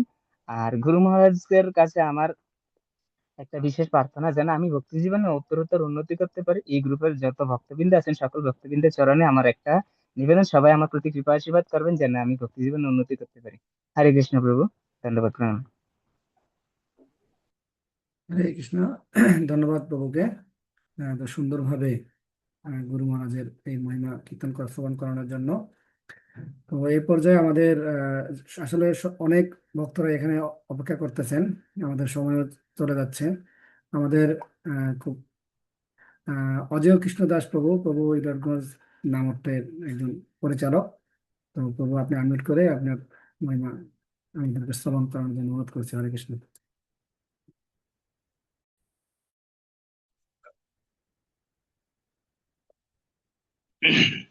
হরে কৃষ্ণ। দণ্ডবোধ প্রণাম শ্রীপাদ রূপচন্দ্র শ্যামদাস প্রভু শ্রীচরণ কমলে। দণ্ডবোধ প্রণাম জুমে উপস্থিত সকল বৈষ্ণব বৈষ্ণবী শ্রীচরণ কমলে। নমো বিষ্ণু পাদায় কৃষ্ণ কেষ্টায় ভূতলে শ্রীমতী জয় প্রকাশ স্বামী নীতি নামিনে নমাচার্য পাদায় নিতাই কৃপা প্রদায়িনে গৌর কথা দামোদয় নগর গ্রমতারিণী জয় বংশা কল্পতর বৈশ্য কৃপা সিন্ধু ভ্রবচ পতিতানাং পাবনেভ্যো বৈষ্ণবে নমঃ। জয় শ্রীল গুরু মহারাজ, জয় শ্রীল প্রভুপাদ। তো গুরু মহারাজের গুণ মহিমা কীর্তন বর্ণনা করার জন্য আজ থেকে 2 দিন আগে আমাদের গ্রুপের শ্রীপাদ রূপচন্দ্র শ্যামদাস প্রভু আমাদেরকে আদেশ করেছেন সবাইকে। তো প্রভু আদেশ করেছেন, পক্ষান্তরে প্রভু এটাও করেছেন যে আমাদের জন্য আশীর্বাদও করেছেন। কেননা শুদ্ধ মহাত্মাদের আদেশের অন্তরালে অবশ্যই বিশেষ একটি আশীর্বাদও খুব সূক্ষ্মভাবে সেটা লুকায়িত থাকে। যেহেতু প্রভুর কাছ থেকে আদেশ এবং আশীর্বাদ দুটোই পেয়েছি, সেই কারণে একটু বলার প্রয়াস করছি। তো একবার ছিল প্রভুপাদকে, প্রভুপাদের এক ভক্ত জিজ্ঞাসা করেছিল, প্রভুপাদ স্বামীজি আপনি আপনার গুরুদেবের গুণ মহিমা কীর্তন করুন। তখন ছিল প্রভুপাদ বলেছিল, আমি আমার গুরুদেবের মহিমা কি কীর্তন করব? উনি হচ্ছে বৈকুণ্ঠবাসী, ওনার গুণ মহিমা কীর্তন করার কি অধিকার আমার আছে? আমরা জানি যে আমাদের পরম আরাধ্য, আমরা সবাই জানি যে আমাদের পরম আরাধ্য ছিল জয়প্রকাশ স্বামী গুরু মহারাজ হচ্ছেন শ্রী চৈতন্য মহাপ্রভুর একজন পরম পার্ষদ, প্রিয় পার্ষদ, অন্তরঙ্গ পার্ষদ। তো উনি হচ্ছেন বৈকুণ্ঠবাসী, ওনার গুণমহিমা কীর্তন কি করব? তো যতটুকু আচার্যবর্গ এবং মহারাজদের কাছ থেকে শ্রবণ করেছি আমি তার মধ্যে খুব সংক্ষিপ্ত ভাবে কিছু বলার চেষ্টা করছি। তো প্রথমত যেটা বলতে চাচ্ছি আমি সেটা হচ্ছে যে আমাদের ছিল জয়প্রকাশ স্বামী গুরু মহারাজ হচ্ছেন ত্রিকালদর্শী। গুরু মহারাজ হচ্ছেন সর্বজ্ঞ, অর্থাৎ যিনি সবকিছু জানেন, যিনি অতীত জানেন, যিনি বর্তমান জানেন, আর যিনি ভবিষ্যৎ জানেন। সেই সর্বজ্ঞ হচ্ছেন আমাদের ছিল জয় পতাকা স্বামী গুরু মহারাজ। তার ছোট্ট একটা উদাহরণ দিচ্ছি। যেমন আমরা সবাই গুরু মহারাজের কাছ থেকে গুরু মহারাজের দর্শন লাভের মাধ্যমে গুরু মহারাজের বিশেষ কৃপা লাভের জন্য সবাই গুরু মহারাজের কাছে যাই। যাদের সৌভাগ্য হয় তারা কৃপা লাভ করে। তো গুরু মহারাজ আসলে সবাইকে গুরু মহারাজের হাতে যে দণ্ডটা থাকে ওই দণ্ডটা দিয়ে সবাইকে আশীর্বাদ করে। আর গুরু মহারাজের সাথে যে গুরু মহারাজের সেবকরা থাকে, গুরু গুরু মহারাজ যখন ওই দণ্ডটা দিয়ে আশীর্বাদ করে তখন গুরু মহারাজ হরে কৃষ্ণ মহামন্ত্র জপ করেন আর ওই সেবকরা সেটাকে কাউন্ট করেন। তো একবার এক প্রোগ্রামে গুরু মহারাজের আশীর্বাদ নেওয়ার জন্য ভক্তরা সিরিয়াল মতো আসছে। তো এর মধ্যে কিছু মাতাজি ছিল, মাতাজিরা ছিল গর্ভ অবস্থায় ছিল আর কি মাতাজিরা। তো বলতেছে গুরু মহারাজ আপনি আশীর্বাদ করেন, আপনি কৃপা করেন যেন সন্তান আমার কৃষ্ণ ভক্তি হয়, ইত্যাদি ইত্যাদি, এরকম যার যেমন মনের অভিলাষ গুরু মহারাজের কাছে প্রার্থনা করছেন। তো গুরু মহারাজ বলছেন অনেকে বলছেন যে সেই গর্বে ওই লাঠি গুরু মহারাজ হাতে দণ্ড দিয়ে স্পর্শ করে গুরু মহারাজ বলছেন যে সুপুত্র ভব। হম তো কয়েকজনকে সুপুত্র ভব বলছেন। এর মধ্যে একজন মাতাজি আসছেন, ওনাকে গুরু মহারাজ বলছেন সুপুত্রী ভব। কিন্তু গুরু মহারাজের সেবকরা ছিলেন, ওনারা যখন তাকে বলতে চাচ্ছেন, বোঝাতে চাচ্ছেন, তখন ওনারা বলছেন যে আপনাকে গুরু মহারাজ আশীর্বাদ করেছেন সুপুত্র ভব। তো গুরু মহারাজ ওই সেবককে বাধা দিয়ে বলছেন না না, আমি সুপুত্র বলিনি, আমি বলেছি সুপুত্রী ভব। তো পরক্ষণে ওই মাতাজির একটি কন্যা সন্তানই জন্ম নিয়েছে। এ হচ্ছেন শ্রীলতায় পতাকা স্বামী গুরু মহারাজ, যিনি ত্রিকালদর্শী, যিনি সর্বজ্ঞ। আর আরেকটা বিষয় হচ্ছে গুরু মহারাজ আমাদের প্রতি, অর্থাৎ আমরা যারা ওনার শিষ্য আছি, আমাদেরকে যে গুরু মহারাজ কতটুকু ভালোবাসেন সেটা খুব ছোট্ট একটা উদাহরণ দিচ্ছি। একবার গুরু মহারাজ এক প্রোগ্রামে গিয়েছিলেন। তো প্রোগ্রাম শেষে গুরু মহারাজকে এক বাড়িতে রাখা হয়েছে, গুরু মহারাজের থাকার ব্যবস্থা করা হয়েছে। ওই বাড়ির যে গৃহকর্তা, ওই বাড়িটা এক ধনাঢ্য ব্যক্তির বাড়ি ছিল। ওই গৃহটা ছিল একজন ধনাঢ্য ব্যক্তির গৃহ। এখানে পারিপার্শ্বিক পরিস্থিতি খুব ভালো ছিল, থাকার ব্যবস্থা বন্দোবস্ত খুব সুব্যবস্থা ছিল, গুরু মহারাজের থাকতে কোনো অসুবিধা হবে না, গুরু মহারাজ ভালোভাবে থাকতে পারবেন। সেই চিন্তা করে সেবকরা ওই গুরু মহারাজকে ওই বাড়িতে থাকার জন্য ব্যবস্থাপনা করেছেন। তো গুরু মহারাজ যখন ওই বাড়িতে গেলেন, যাওয়ার পরে গুরু মহারাজ সেবকদেরকে বলতেছেন যে এই বাড়িতে যারা আছেন তারা কি আমার শিষ্য? তো সেবকরা বলছেন না গুরু মহারাজ, তারা আপনার তারা আপনার শিষ্য না। তো বলছে তাহলে তোমরা আমাকে এখানে আনলে কেন? তো বলছে গুরু মহারাজ আপনাকে এখানে এনেছি যে আসলে এখানে আপনার থাকার ব্যবস্থাটা ভালো হবে, আপনার সবকিছু দিয়ে ভালো বন্দোবস্ত এখানে আছে, এই কারণে আমরা আপনাকে এখানে এনেছি। তো পরক্ষণে গুরু মহারাজ সেবককে জিজ্ঞাসা করলো যে এখানে কি বা এই গ্রামে কি আমার কোনো শিষ্য বা শিষ্যা নেই? তখন সেবকরা বললো গুরু মহারাজ আছে, একটু দূরে আছে। তো গুরু মহারাজ বলছে যদি ওইখানে আমার শিষ্য থাকে তাহলে আমি ওইখানে থাকবো, আমি আমার ছেলে মেয়েদের কাছে থাকবো, তোমরা আমাকে ওইখানে নিয়ে চলো। এখন সেবকরা তো একটু দ্বিধাদ্বন্দ্বে পড়ে গেছে, কেননা আসলে গুরু মহারাজের যিনি শিষ্য ছিলেন ওইখানে গুরু মহারাজের থাকার জন্য যে প্লেসটা, যে জায়গাটা, ওইটা সেবকরা উপযুক্ত মনে করছেন না। সেবকরা মনে করছেন যে গুরু মহারাজের থাকার জন্য যেই প্লেসটা প্রয়োজন বা যেই জায়গাটুকু প্রয়োজন সেটা আরেকটু উন্নত দরকার, বা আরেকটু উন্নত হলে গুরু মহারাজ সন্তুষ্ট হবেন। সেবকরা বিষয়টা চিন্তা করেছেন এইভাবে। আর গুরু মহারাজ বলছেন যে না, আমি ওইখানেই থাকবো। সেবকরা এইভাবে সেভাবে গুরু মহারাজকে বলতে চাচ্ছে, বোঝাতে চাচ্ছে, কিন্তু গুরু মহারাজ বলছে যে না, আমি তো তোমাদেরকে বললাম যে আমি ওইখানেই থাকবো, তোমরা আমাকে ওইখানে নিয়ে যাওয়ার ব্যবস্থা করো। তখন এক সেবক বলছে যে গুরু মহারাজ ওইখানে তো আপনার থাকতে একটু অসুবিধা হবে, এখানে আপনার সুব্যবস্থাটা খুব একটা নেই, এখানে বাথরুমেরও সমস্যা, তো গুরু মহারাজ বলছে যে বাথরুমের সমস্যা, তো তারা কি বাথরুমে যায় না? বলছে হ্যাঁ গুরু মহারাজ যায় তো, আসলে তারা যায় আর কি কোনোভাবে। তো মানে গুরু মহারাজ তারা যে আসলে একটা মাটির ঘর, আর বাথরুম হচ্ছে বাইরে কোনো রকমে, বাইরে যায় একটা ব্যবস্থাপনা আছে কোনো রকমে চলে আর কি। তো বলছে বাইরে যায় কোনো রকমে চলে। তো আমিও, তাহলে তোমরা একটা কাজ করো, এই আমাকে একটু সকাল সকাল ডেকে দিবে, আমিও সকাল সকাল ওই বাইরে তারা কোন রকমে যেখানে যায় সেখানে আমি কোন রকমে যে মানে আমি বাথরুম সেরে আসবো। আমাকে একটু সকাল সকাল ডাকবে, আমি সকাল সকাল ওইখানে বাথরুম থেকে চলে আসবো, তাহলে আর তো কোনো সমস্যা হবে না। আমাকে তোমরা ওইখানে নিয়ে চলো যেখানে আমার ছেলে মেয়েরা, আমার শিষ্য শিষ্যারা আছে।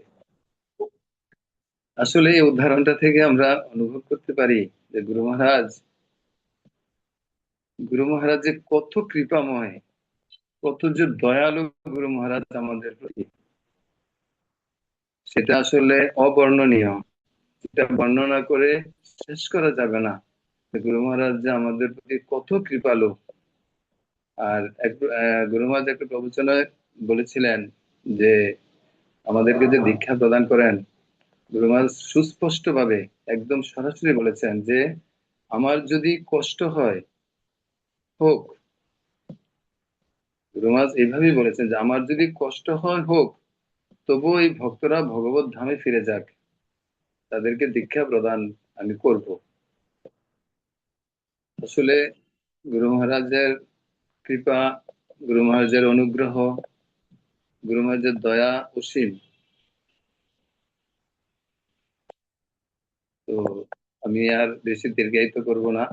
তো আপনারা সবাই কৃপা আশীর্বাদ রাখবেন। আসলে আমি ভক্তি জীবনে আসছি শ্রীপাদ রূপচন্দ্র শ্যামদাস প্রভুর বিশেষ বিশেষ করুণার এবং দয়ার কারণে আমি আসতে পেরেছি। আর ভক্তি জীবনে এসে গাইডলাইন, প্রভু অনেক গাইডলাইন দিয়েছেন।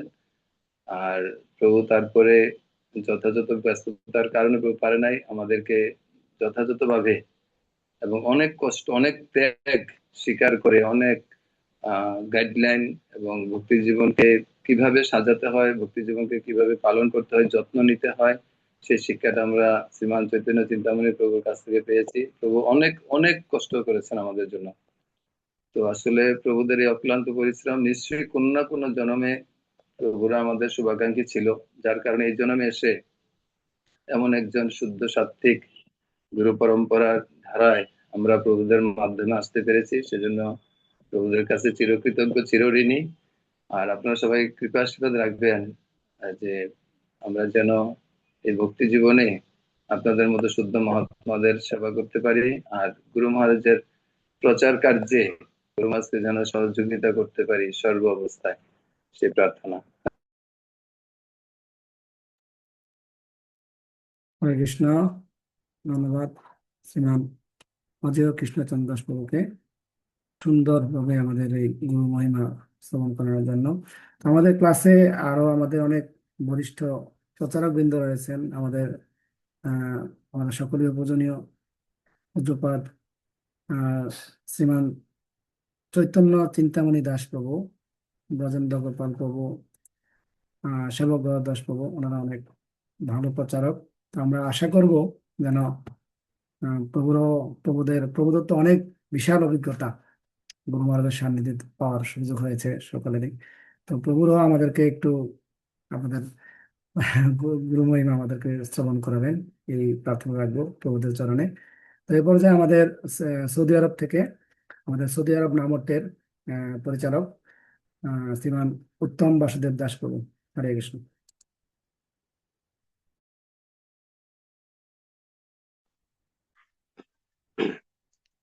হরে কৃষ্ণ। প্রভু, আমার কথা শোনা যাচ্ছে? হরে কৃষ্ণ প্রভু। হরে কৃষ্ণ। তো সর্বপ্রথম সকলের চিরুনি প্রণাম। বাঞ্ছা কল্পতরু বৈষ্ণব নমঃ। আজকে আসলে আমার জীবনে প্রথম আমি গুরু মহিমা বলার একটা সুযোগ পাইলাম অনলাইনে।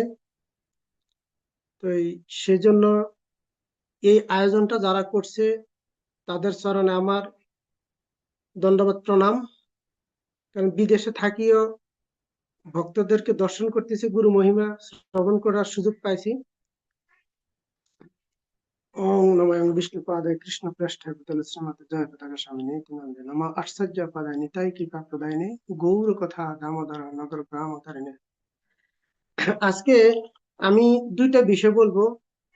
আমার জীবনের একটা বাস্তব ঘটনা।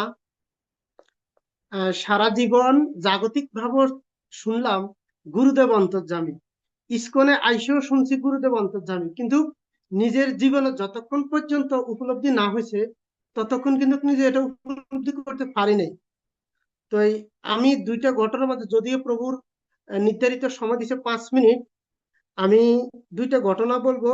এর আগে একটা বিষয় আমার ভালো লাগছে, এই কারণে আমি ওই বিষয়টা বলে তারপরে আমার জীবনে যে ছোট্ট একটা কাহিনী হয়েছে এই কাহিনীটা আমি বলার চেষ্টা করব। সেজন্য আপনাদের কৃপা আশীর্বাদ প্রার্থনা করছি। হরে কৃষ্ণ। তো আজকে আমাদের একটা আনন্দের দিন। তো কেন আজকে ভগবান আনন্দে আছে? কারণ রাধা মাধব নৃসিংহদেব পঞ্চতত্ত্ব আনন্দে আছে, কারণ আজকে শুদ্ধ ভক্তের মহিমা কীর্তন হচ্ছে, এই কারণে ভগবান আনন্দে আছে। যখন ভক্তের মহিমা কীর্তন হয় তখন ভগবান আনন্দ পায়, যখন ভগবানের মহিমা কীর্তন হয় তখন ভক্তরা আনন্দ পায়। তো আজকে আমরা ভগবানকে আনন্দ দিচ্ছি। তো একটা কাহিনী বলবো, তো কাহিনীটার মাধ্যমে আমি বলার চেষ্টা করছি। তো একবার বহু বছর আগে 10 জন বন্ধু মিলে তারা তীর্থ দর্শনে গেল। তো তখনকার সময় যারা ধনী ব্যক্তি তারা কি করতো, জায়গা জায়গায় কিছু পণ্য কুঠির তৈরি করতো, কারণ যারা তীর্থ দর্শনে আসবে তারা এগুলা যাতে ব্যবহার করতে পারে। তো একবার 10 বন্ধু যখন ওখানে গেছে, তো সেই জায়গাটার নাম হচ্ছে শ্রীরঙ্গম। তো শ্রীরঙ্গমে যাওয়ার পরে তারা ওই রাত্রে যখন 12:30 বাজে তখন তারা ঘুমাচ্ছে। ঘুমানোর সময় দেখলো অনেক বজ্র, অনেক তুফান তাদের পণ্য কুটিরে, তাদের গায়ে কিন্তু পড়ে নাই। তারা ভাবতে আছে যে মনে হয় আমাদের গায়ে পড়তেছে, এরকমটা তারা অনুভব করছে। তো তারা, যেহেতু তারা তীর্থ দর্শনে গেছে, তাদের পারমার্থিক কিছু জ্ঞান তাদের ভিতরে অবশ্যই আছে। তো তারা চিন্তা করলো যে তারা 10 জনে মিলে বসি, হ্যাঁ, তারা বললো যে আমাদের মধ্যে কেউ হয়তো আজকে কারো মৃত্যু হতে পারে। তো যেহেতু ওনার মৃত্যু হবে, যার মৃত্যু হবে সে মারা যাবে, বাকিরা তো বেঁচে থাকবো। তো পণ্যকুটির থেকে একটু দূরে একটা বৃক্ষ ছিল। তো বলছে তারা একজন একজন করে যায়, বৃক্ষটা স্পর্শ করবে, যার মৃত্যু ভগবান কপালে লিখে রাখছে তার মৃত্যু হবে। তো এভাবে 1 জন 2 জন 3 জন এভাবে যেতে যেতে 9 জন ফিরে আসলো, কোনো কিছু হলো না। 10 নম্বর ব্যক্তি যিনি, উনি যখন আস্তে আস্তে আস্তে আস্তে যাচ্ছে, যাওয়ার পরে যখন গাছটা স্পর্শ করলো তখন বজ্রটা পড়লো। কোথায় পড়ছে? মানে ওই ভক্তের গায়ে পড়ে নেই, যিনি গাছটা স্পর্শ করছে, পড়ছে পণ্য কুটিরে। ওখানে ছিল 9 জন। 9 জন সাথে সাথে মারা গেছে। তো মারা যাওয়ার পরে এখন চিন্তা করছে যে একজন ব্যক্তির কারণেই কিন্তু তারা 9 জন জীবিত ছিল। তো ঠিক আমরা যে এখান, বিশেষ করে আমি আমি যে সাধন ভজন করি, আমি মনে করি আমার আমার জপের কারণে আমি এখনো বেঁচে আছি। আমার সাধু সঙ্গ, এবং আমি সাধু সঙ্গ করি এই জন্য আমি টিকে আছি। আমার পূর্বজন্মের স্বীকৃতি আছে এই জন্য আমি আছি, বেঁচে আছি। আমার পুণ্য আছে। কিন্তু আসলে মূল বিষয়টা হচ্ছে সেটাও না, সেটা হচ্ছে শুধু আমরা একজনের কারণে, হ্যাঁ, ভক্তি জীবনে বেঁচে আছি, যিনি হলেন জয় পতাকা স্বামী গুরু মহারাজ, যে আমার পরমারাধ্য গুরু মহারাজ। ওনার কারণে উনি প্রতিদিন আমার মতন অধমকে প্রার্থনা করে, প্রত্যেক ভক্তের জন্য প্রার্থনা করে। কিন্তু আমার ভুল হতে পারে, আমি প্রতিদিন প্রার্থনা করতে পারিনি, কিন্তু গুরু মহারাজ আমাদের জন্য, সকলের জন্য প্রার্থনা করে, সকলকে জন্য কৃপা আশীর্বাদ করে। সেই জন্যই আমরা আজ পর্যন্ত ভক্তি জীবনে টিকে আছি। তো যাক, আমার আমার যে বাস্তব জীবনে আমার একটা ঘটনা ঘটছে, যে সেটা আমি ভাবছিলাম যে প্রত্যেকটা ব্যক্তি বলে গুরুদেব অন্তর্যামী। তা আমি আসলে শুধু শুনছি, কিন্তু জাগতিক লেভেলে আমরা যখন আহ হরিসভা করতাম, অনুষ্ঠান করতাম, তারা গানও গাইতো, বলতো, কিন্তু তাদের মুখের থেকে এরকম গুরুদেবের কোনো মহিমা কখনো শুনিনি। যখন ইস্কনে আসছি, ভক্তদের কাছ থেকেও শ্রবণ করছি, কিন্তু কিন্তু নিজে এটা অনুভব করতে পারি নাই। তো আমি আমি এখন যদি, যেহেতু আমার নামটা এখানে দেওয়া আছে, তবু আমি বলতেছি, আমি উত্তম বাসুদেব দাস, আমি সৌদি আরব থেকে বলছি। তো আমরা আমি সর্বপ্রথম যখন সৌদি আরবে আসি, তাই আমি তখন আশ্রিত ছিলাম। যখন আমি সৌদি আরবে আসি, তো আসার পরে আমি চিন্তা করছি এখানে সাধু সঙ্গ কিভাবে করব। তা আমাকে রূপচন্দ্র প্রভুর মাধ্যমে আমরা তখন ভিডিও ফোনে প্রভু সপ্তাহে একদিনকে আমাদেরকে ক্লাস দিত। তো এই ক্লাস দেওয়ার পরে আমরা চিন্তা করছি যে, বিশেষ করে আমি চিন্তা করলাম এখানে কিছু একটা করতে হবে। তো গুরুদেবের কি করুণা, গুরুদেবের করুণার আশীর্বাদে আমরা এখানে একটা নামহট্ট করছি। তো নামহট্টের মধ্যে তখন 50 থেকে 60 জন ছিল। যদিও এখানে প্রতিকূল দেশে এগুলা নিষেধ, এগুলা অন্য কোনো ধর্ম এখানে প্রচার করা যাবে না, বলা যাবে না। আমরা চোরের মতন চুরি করে রুমের ভিতর করতাম। তো 50-60 জন ভক্ত হতো। তা আমি একসময় চিন্তা করলাম, কিছুদিন এই নামহট্টটা চলতে চলতে কয়েক বছর পরে আমি চিন্তা করলাম হঠাৎ যে, আসলে আমরা যে এটা সৌদি আরবে এরকম প্রতিকূল দেশে করি, গুরু মহারাজ যদি, এটা আমি নিজে ভাবতাম, গুরু মহারাজ যদি এগুলা শুনতো অথবা এগুলা দেখতো, গুরু মহারাজ তো অবশ্যই আনন্দ পাইতো যে এই দেশের মধ্যে আমরা এগুলা করতে পারি, এরকমটা আমি ভাবতাম নিজে নিজে। তো এর পরের বছরে আমাদের অন্নকূট মহোৎসব, আমরা ছোট আকারে পরিশেষে এখানে একটা অন্নকূট মহোৎসব করতাম।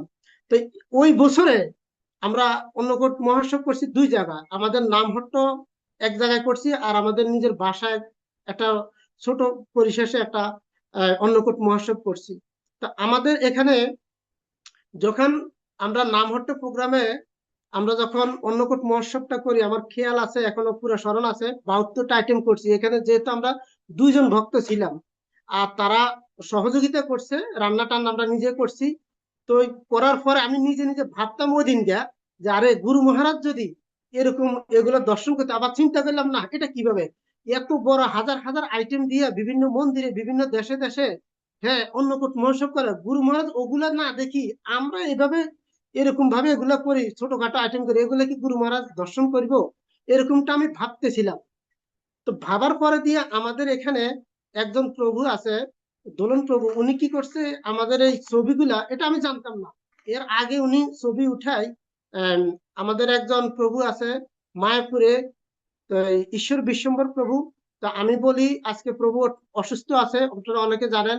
তো আমি সর্বপ্রতি আমাদের রূপচন্দ্র শ্যামদাস প্রভুকে বলবো, এটা ওনার চরণে প্রার্থনা যে আমরা প্রভুর জন্য একবার একটু হরিনাম করার জন্য, মানে প্রভুর সুবিধা মতো, যে উনি, ওনার কারণে উনি আমাকে কি করছে, ওনার মাধ্যমে এই নিউজ গুলা গুরু মহারাজের কাছে গেছে, কিন্তু আমি তখনও কিন্তু জানি না।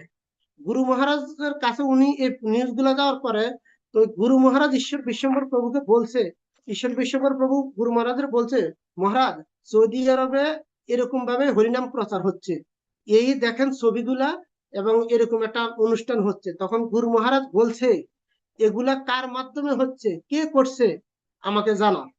পরে ঈশ্বর বিশ্বম্বর প্রভুর মাধ্যমে আমাকে বলা হয়েছে যে এগুলা কে করে, কার মাধ্যমে হয় এবং কিভাবে হয়, বিস্তারিত আমাকে বলার পরে আমি নিজের থেকে একটা ভয়েস করলাম। এটা আমার কেমন জানি মনের মধ্যে আসছে। আমি 1 মিনিট 32 সেকেন্ডের একটা ভয়েস দিছি গুরু মহারাজের কাছে।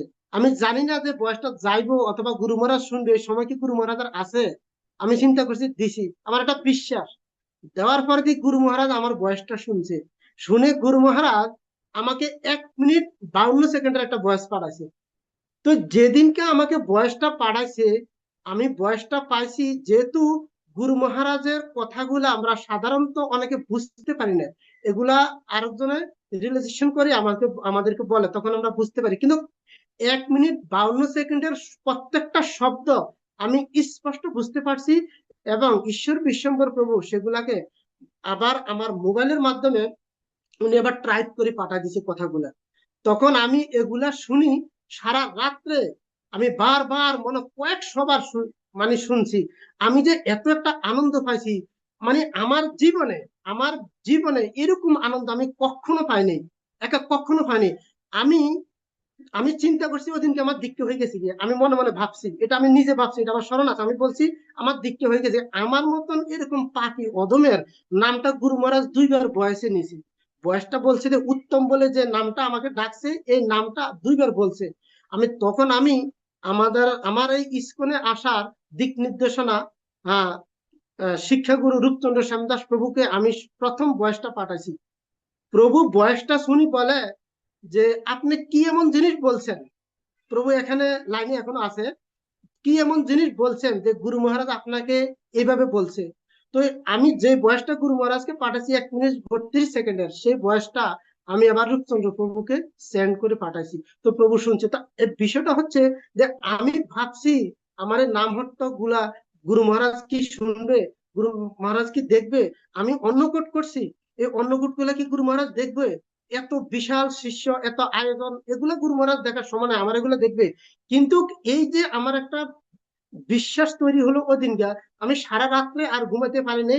আমি ভোরবেলা ঘুমাইছি। আমি মানে সত্যি কথা বলতে কি, যেহেতু আপনারা ভক্ত, আমি কি যে কান্না করছি, মানে আমার জীবনে এত কান্না আমি কখনো করিনি। কেন কান্না আসছে আমি নিজে জানি না। আমি চিন্তা করছি যে আমার কথা এতবার যে বলছে এরকম একজন ব্যক্তি, হ্যাঁ, মানে আমি বিশ্বাস করতে পারিনি, আমি ভাবতে পারিনি।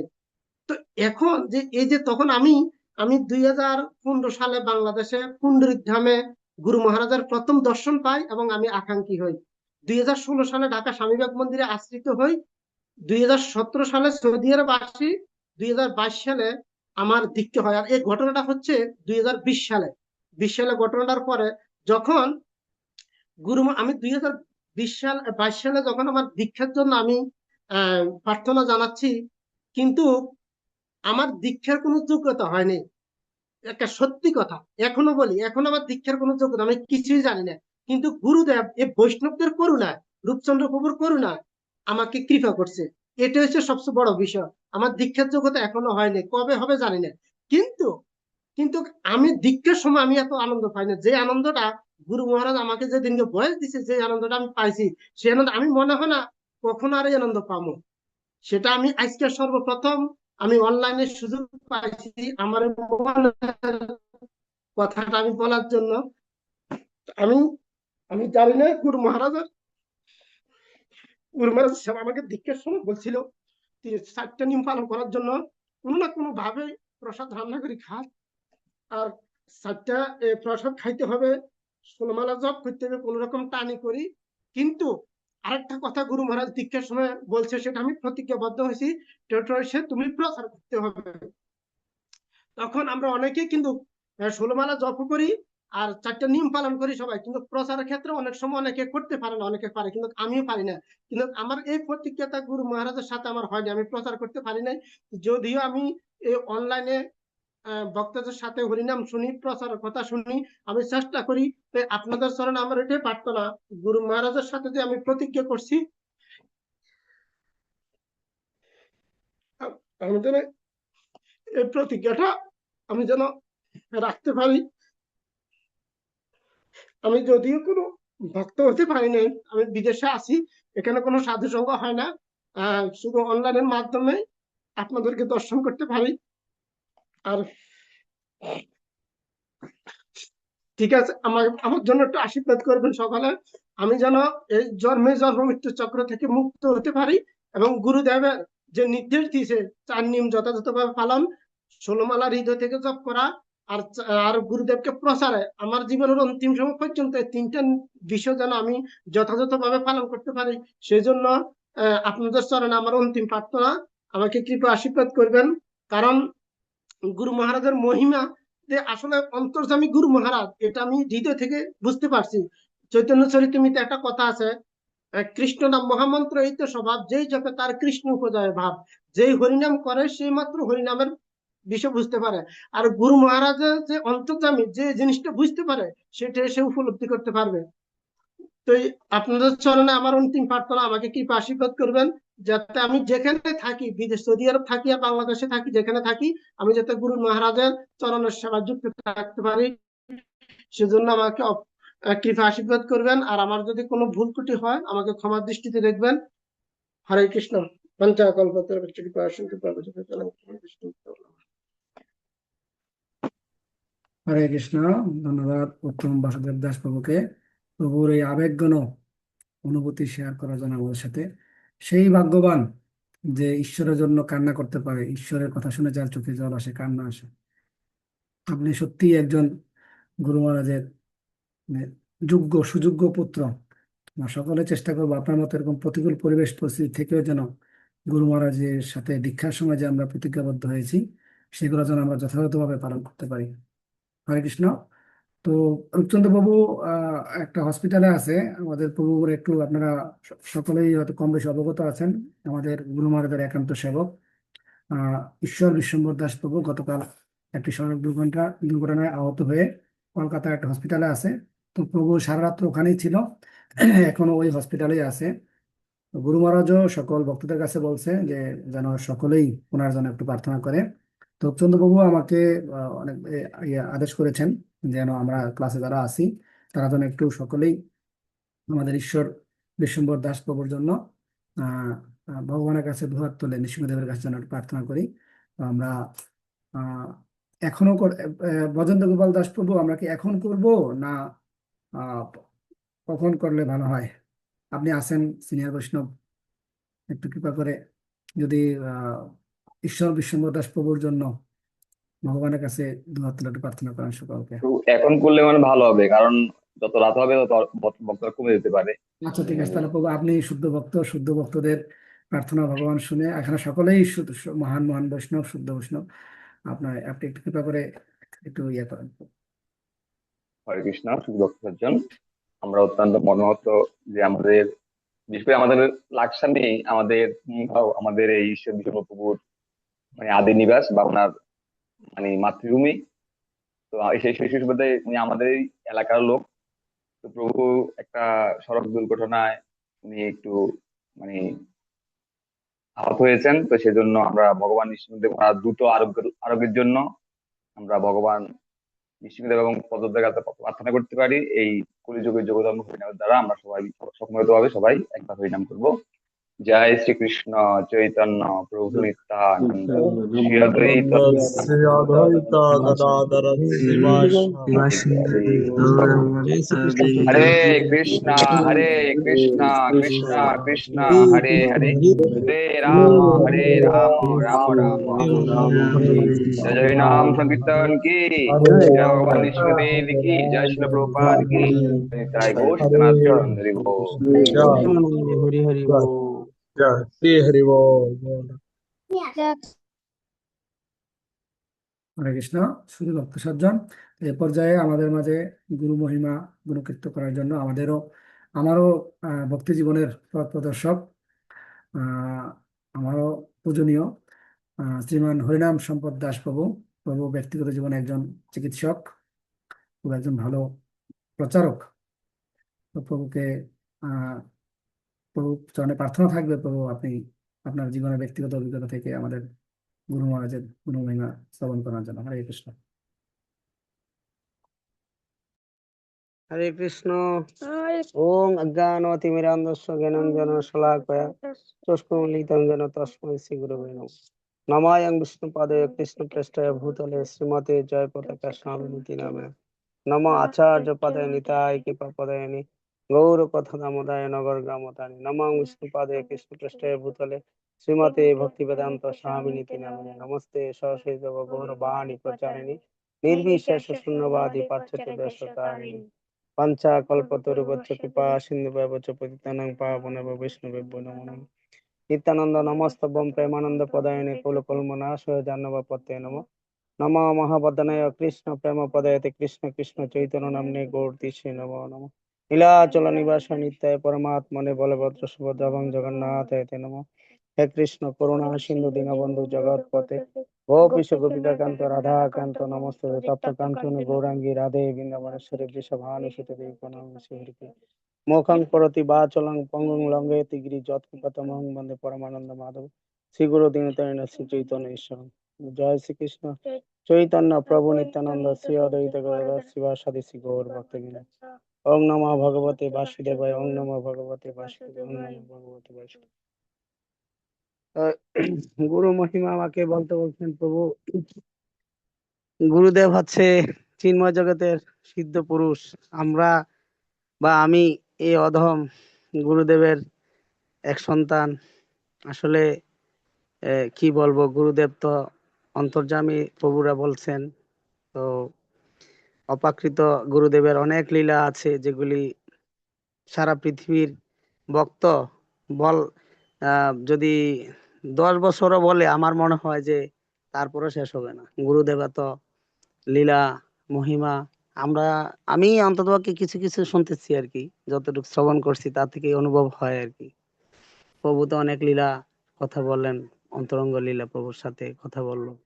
তো আমার দুর্ভাগ্য, আজকে আমি 7টার দিকে মন্দির থেকে 5 মিনিট আগে রওনা দিয়ে আসছি। আইসা দেখি যে বাসায় কারেন্ট ছিল না, ওয়াইফাই কানেকশন, এই জন্য আমি শ্রবণ করতে পারি নাই। 8:40-এ কারেন্ট আসছিল, ওয়াইফাই কানেকশন ছিল না, জানো আপনাদের অনেক কথা আমি শুনতে পারি নাই।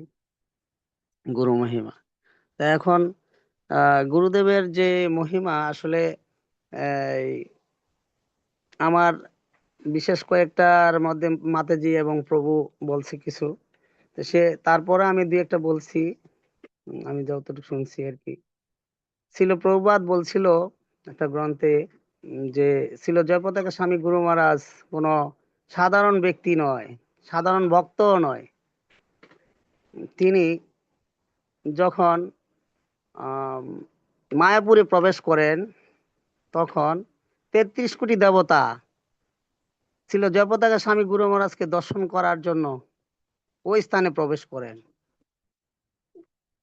তো আমি এরকম গুরুদেবকে চরণে আশ্রিত হওয়া এবং দীক্ষা পাওয়ার সৌভাগ্য আমার হয়েছে। এই জন্য আমি কোটি কোটি জনমের তপস্যার ফল মনে করি বা স্বীকৃতি মনে করি আর কি। যদি শুদ্ধ ভক্ত রূপচন্দ্র প্রভু আমাকে কৃপা না করতো, তাহলে হয়তো এই জগতে আমি পৌঁছাতে পারতাম না বা এইখানে আসতে পারতাম। আপনাদের সবাই যে গুরুদেবের গুণ মহিমা কীর্তন এগুলি আমি শ্রবণ করতে পারতাম না আর কি। যার জন্য ছিল শ্রীমৎ শ্রীমান রূপচন্দ্র প্রভুর চরণে শতকোটি দণ্ডবত প্রণাম, এবং অনেক বৈষ্ণবরা আমাকে আশীর্বাদ করেছেন, যার জন্য আমি এই জগতে আসতে পারছি আর কি। তারপরে আরেকটা লীলা হচ্ছে স্পেনের মাদ্রিদে, এটা আপনারা অনেক আগে জানতে পারেন যারা গ্রন্থ, একটা ম্যাগাজিনে পাইছিলাম আমি, যে এক আচার্যের আহ আচার্যতম জীবন কাহিনী।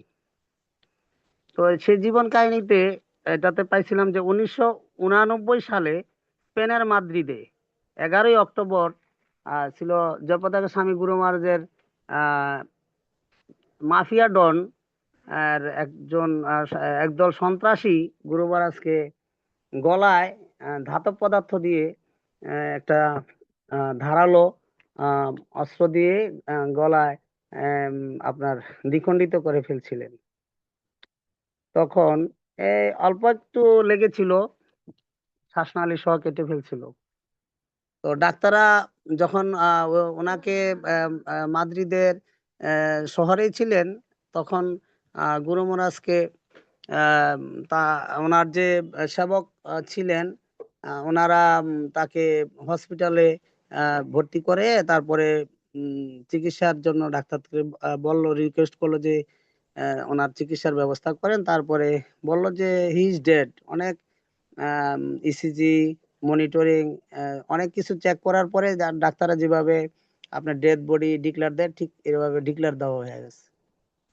তখন তারা বলল যে না, আপনার যাই হোক আমার গুরুদেবকে আপনার গলায় সেলাই করে দেন। তারপরে ওনাদের রিকোয়েস্টে ওনারা অনেক রিকোয়েস্ট করার পরে আম, সেলাই করলো। সেলাই করার পর 5 মিনিট পরে, ফ্যানটা সরাও। 5 মিনিট পরেই তার আমাদের গুরু মহারাজের উচ্চ স্বরে হরিনাম করতে লাগলো, হরে কৃষ্ণ কৃষ্ণ কৃষ্ণ হরে হরে, হরে রাম রাম রাম হরে হরে। তো এরকম অপ্রাকৃত লীলা যখন উনি হাসতে হাসতে হরিনাম করতে লাগে, ফ্যান্ডা সারো বাবা, ফ্যান্ডা সারো। তো এরকম অপ্রাকৃত লীলা যখন উনি করলো, সেই যারা গুরুদেবের এরকম গলা মাফিয়া ডনের ইয়া ছিল, তারা এরকম শুনছি যে এখন তারা আবার গুরু মহারাজের চরণে আশ্রিত হয়েছে এবং ভক্ত হয়েছে। তো গুরু মহারাজের লীলা কথা আসলে শেষ করা যাবে না। সেগুলি কিছুদিন আগেও আরেকটা মায়াপুরে, যেটা আপনারা ফেসবুকে পেয়েছেন, যে গুরু মহারাজের যখন হরিনাম করতেছিল, তৎক্ষণাৎ রাধা মাধবের চোখে অশ্রুবর্ষণ হলো। এটা তো অনেকেই পাইছেন, আপনারা দেখছেন।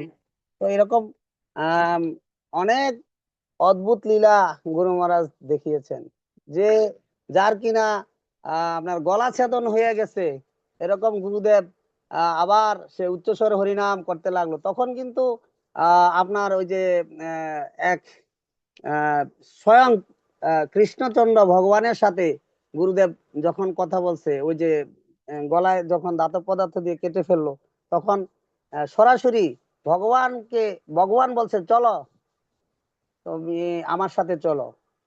তো এরকম যখন বললো, তখন গুরুদেব নাকি বলল যে না, আমি এখন যাব না, আমার আরো কিছুদিন থাকতে হবে এই জগতে, আপনি আমাকে নিয়েন না। তখন গুরুদেবকে, আচ্ছা ঠিক আছে। কৃষ্ণচন্দ্র স্বয়ং ভগবানের সাথে যে গুরুদেব কথা বলে, সে তো সাধারণ কোনো গুরুদেব হইতেই পারে না, ওনার সিদ্ধ পুরুষ। আর গুরুদেবের চরণে যাতে থেকে বৈষ্ণবের সেবা, গুরুদেবের সেবা যাতে করতে পারে, এই প্রার্থনাটুকু আপনাদের বৈষ্ণবের কাছে আমার রইল। আমার জন্য কৃপাশীর্বাদ করবেন, আমি যাতে 4টা নিয়ম পালন করতে পারি, আর বৈষ্ণবের সেবা করতে পারি, ভগবানের সেবা যদি পারি কোনোদিন, সে প্রার্থনা রইল। আমি আর বেশি কিছু বলবো না, অনেক আছেন আমাদের বৈষ্ণবরা আমার জন্য আশীর্বাদ করুন। বাঞ্ছা কল্পতরুবর্ষে কৃপা সিন্ধু পাবন বৈষ্ণব। হরে কৃষ্ণ। ধন্যবাদ হরিনাম সম্পদ দাস প্রভুকে। তো এই পর্যায়ে আমাদের ব্রজেন্দ্র গোপাল দাস প্রভু, আমাদের তারপরে শ্যাম গৌরাঙ্গ দাস প্রভু হ্যান্ড রাইজ করেছিলেন। প্রভু থাকবেন তার পরবর্তীতে। হরে কৃষ্ণ। হরে কৃষ্ণ। সমস্ত বৈষ্ণব চরণে আমি প্রণতি নিবেদন করছি। বাঞ্ছাকল্পতরুভ্যশ্চ কৃপা সিন্ধুভ্যেব চ পতিতানাং পাবনেভ্যো বৈষ্ণবেভ্যো নমোয়ং বিষ্ণুপাদায় কৃষ্ণপৃষ্ঠায় ভূতলে শ্রীমতে জয়পতাকা স্বামিনীতি নামিনে নমো আচার্য পাদায় নিতাই কৃপদায়িনে গৌরপথা দামোদরায় নবগ্রাম তারিণী। তো আমরা মঙ্গল আরতি যখন করি, তখন আমরা বিশ্বনাথ চক্রবর্তী ঠাকুরের গুরু অষ্টকী আমরা কি করি, মানে পাঠ করি বা কীর্তন করি। আমি যখন ভক্তিদিন প্রথম ছিলাম, তখন আমি জিজ্ঞাসা করলাম যে এই একটা পাঠে, যে আমরা এখানে ভগবানের আরতি করছি, কিন্তু আমরা গাইছি গুরুদেবের গুণকীর্তন, এটা কেন হচ্ছে? এখানে তো ভগবানের গুণকীর্তন করা হচ্ছে।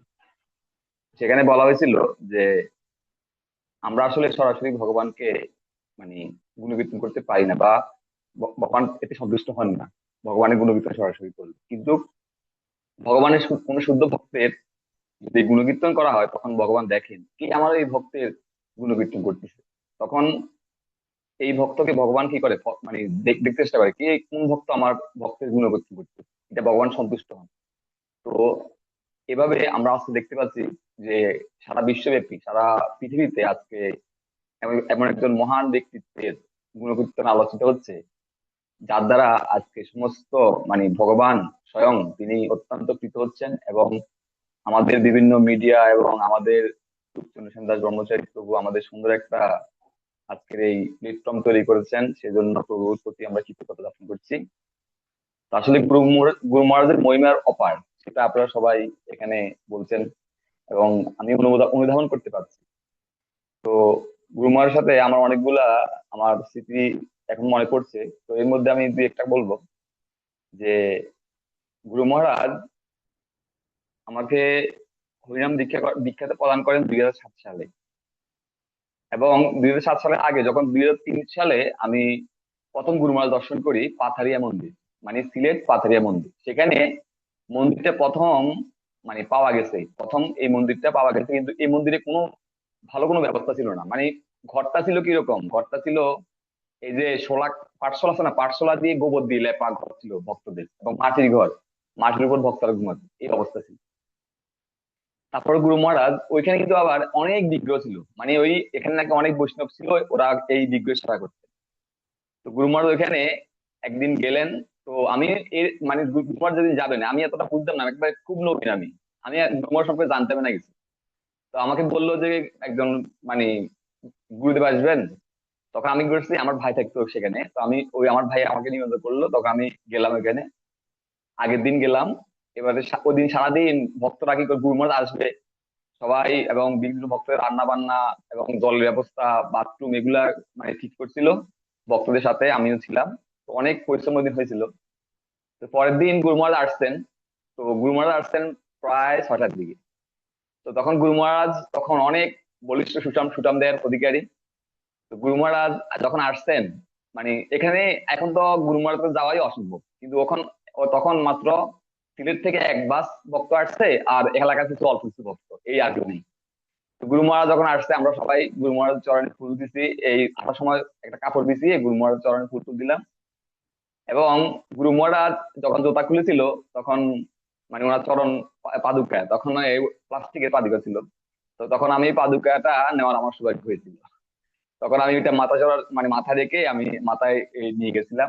এবং ওই সময় এও সেবা লাভ করছিলাম যে গুরু মহারাজ আমার আমার সেবা দেওয়া, গুরু মহারাজের যে হাতে দণ্ড ছিল, দণ্ড রাখার সেবা, এগুলো অল্প অল্প কিছু কিছু কিছু আমি পেয়েছিলাম। তো এটা আমি আসলে গুরু মহারাজ জানতাম না, বা উনি উনি ওনার সঙ্গে আমি কিছু বুঝতাম না, কিন্তু দেখা যায় আমি এই সেবাগুলো আমি কোনো না কোনো ভাবে পেয়ে গেছি। কিন্তু দুর্ভাগ্যবশত আমি যখন গুরু মহারাজ রাত্র অধিক হয়ে যাচ্ছিল, 12টার দিকে অনুষ্ঠান মানে এই পাঠটা দিতে দিতে, তখন আসলে আমার শরীর এত লেজি হয়ে গেছিল যে আমি এক জায়গায় যখন বসছিলাম সেখানে আমি ঘুমিয়ে গেছি। এবং এখানে ঘুমিয়ে সকাল থেকে উঠে দেখি আমি ছাড়া এখানে আর কেউ নেই। এই অবস্থায় শূন্য হয়ে গেছে সবকিছু। আসলে আমি এখন বুঝতে পারছি যে, যেমন কেউ যদি কোনো গর্ভবতী মায়ের সপ্তম সপ্তম মাসে ভগবান যেমন দর্শন দান করে, গুরু মহারাজ আমাকে সেরকম একটা দান করছে বলে আমার মনে হচ্ছে। এই একটা কাহিনী আছে আমার। আর আরেকটা কাহিনী হচ্ছে, যখন আমাদের লাকসাম লাকসাম যখন আসি, তখন এখানে বিশেষ ভক্ত ছিল না। তখন এই লাকসামে আমরা প্রচার করার চেষ্টা করি বিভিন্ন ভাবে নামট্য। তো এখানে আমাদের কিছু গরিব মঠের ভক্ত ছিল আমাদের সাথে ওই সময়। তো গরিব মঠের ভক্তরা আমাদের সাথে প্রায় সময় একটু দ্বন্দ্বের মধ্যে আমাদের রাখতো। তো একসময় ওরাও আমাদের ছেড়ে চলে যায়, আমাদের অনেক সংখ্যা কমে যায়। তখন আমি আসলে অত্যন্ত হতাশ হয়ে পড়ি। হতাশ হওয়ার পথে একদিন গুরু মহারাজ আমার একটা স্বপ্ন দেখতেছে, জীবনে অনেক বাধা আসবে, কিন্তু তুমি থেমে থেকো না, এবং তুমি চেষ্টা করো। এইভাবে একটা ওনার মানে আদেশ পেয়ে আমি অনেক কি উৎস লাভ করি। আমি তারপরে কি করি, আবার চেষ্টা করতে শুরু করি। শুধু ক্ষুদ্র ক্ষুদ্র চেষ্টা করতে করতে আজকে আমরা মানে আমাদের রূপচন্দ্র শ্যাম দাস ব্রহ্মচারী প্রভুর কৃপায় আজকে আমরা একটা প্লেস এখানে আমরা পেয়েছি। তো আরেকটা হচ্ছে আমার ব্যক্তিগত জীবনের কাহিনী। এটা হচ্ছে আহ মানে আজ থেকে প্রায় 5 বছর 5-6 বছর আগে আমার একটা সন্তান ছিল, নাম ছিল দামোদর, আমার বড় পুত্র। তো দামোদর অনেক ট্যালেন্ট ছিল, সে অনেক ভালো ছিল, সে প্রায় 18 মাস বয়সেই অনেক কিছু আয়ত্ত করে ফেলেছে। কিন্তু মানে ভক্তি জীবনের যে বিষয়গুলো আর কি, সে অনেক কিছু আয়ত্ত করে ফেলেছিল।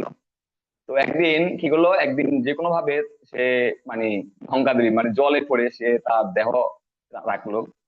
তো এই যে প্রথম পুত্র, এবং আমার এই পুত্রই ছিল, একটাই পুত্র ছিল। আমরা মানে বিশেষ করে আমি যদি মানে শক্ত ছিলাম, কারণ ওই সময় আমি আমি পিতার শ্লোকটাকে সবসময় স্মরণ করতাম, যে স্থিতিপ্রজ্ঞ ব্যক্তি কে, যে সুখে দুঃখে সমাকৃত, মানে সুখে দুঃখে সবসময় কি সমান থাকবেন, এই শ্লোকটা আমার সবসময় মনে আসতো ওই সময়। এই জন্য আমি আমার মানে এই যে যে শোকটাকে আমি কন্ট্রোল করতে সোজা হয়েছিল। কিন্তু পাবনীকে মানে আমার স্ত্রী মানে যে মানে মানে সহধর্মিণী, উনি সেটা করতে পারেননি। তখন সে অত্যন্ত মানে কাতর বা অত্যন্ত শোকাগ্রস্ত হয়ে পড়েছে। তখন গুরু মহারাজের কাছে কোনো রকম ভাবে এই কথাটা মানে পৌঁছে যায়। পৌঁছার ফলে এবার গুরু মহারাজ একটা বয়স আমাদের প্রদান করে, এবং এই বয়সটা মানে আসলে আমিও তখন মানে কি করবো বুঝতে পারছি না যে কিভাবে ওই শোকটাকে দূর করব। তো ওই গুরু মহারাজ হঠাৎ করে একদিন দেখলাম যে গুরু মহারাজ একটা ভয়েস নারদ গল্পের মাধ্যমে আমাকে প্রেরণ করছে। তো সেই ভয়েসটা ছিল এরকম যে, প্রিয় ব্রজেন্দ্র গোপাল দাস ও পাবনী কালিনী দেবী দাসী, আশা করি তোমাদের পুত্র শোকে তোমরা অত্যন্ত শোকান্বিত, সেই শোকে আমিও শোকান্বিত। তো বলছে প্রভুপাদের সময় থাকতে এরকম একটা ঘটনা ঘটেছিল। তখন প্রভুপাদ ঘটেছিল ফ্রান্সে, এবং প্রভুপাদ বলছিল যে ভক্তদের সন্তানরা যদি এরকম দেহ রাখে তাহলে বুঝতে হবে এই সন্তানকে ভগবান আরো ভালো সেবা দেওয়ার জন্য এই জগৎ থেকে নিয়ে গেছে। আমি আশীর্বাদ করি রাধা মাধবের কাছে, ভগবান নৃসিংহদেবের কাছে এবং পদ্মদেবের কাছে, দামোদর অবশ্যই ভগবান মানে গোলকধাম বা ভগবানের সেবা লাভ করার জন্য গোলকধামে সে যাবে এবং কি করবে। এবং আমি প্রার্থনা করি তোমরা সেই সুখ ধারণ করে তোমরা ভক্তি জীবনকে আরো দৃঢ় করবে। এই তোমাদের শুভাকাঙ্ক্ষী ছিল জগতাকার স্বামী।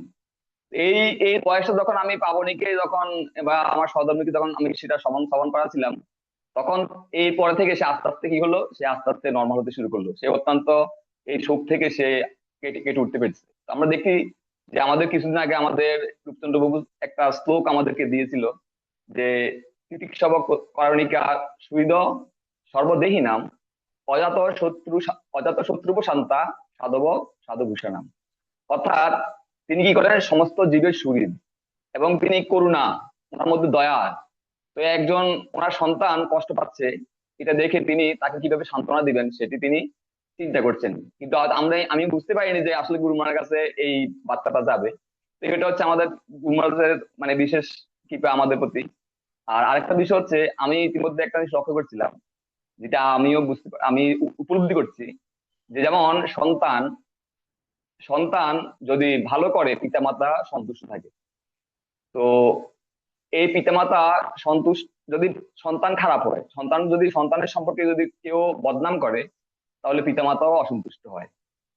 তো আমাদের যে পরম পিতা পরম পিতা বিশেষ করে সন্তান যদি ভালো ব্যবহার করে সবার সাথে, সন্তান যদি তার আচরণগত ভাবে ভালো থাকে, তাহলে মানে লোকেও ভালো বলবে এবং সে সাথে তার পিতামাতাকেও এই সন্তান যে ভালো সেটি কি করবে, সেটি ওর মানে বলবে আপনার পুত্রটা খুব ভালো। তখন এটাই যখন শুনে পিতামাতা, তখন পিতামাতা অত্যন্ত প্রীতি লাভ করে। ঠিক ভাবে আমরা অনেকে বলি যে গুরু মহারাজকে আমরা কিভাবে সন্তুষ্ট করবো। তো আসলে হচ্ছে আমাদের গুরু মহারাজকে সন্তুষ্ট করার বিষয়ে আমরা এই উদাহরণটা নিতে পারি যে পুত্রের মতো।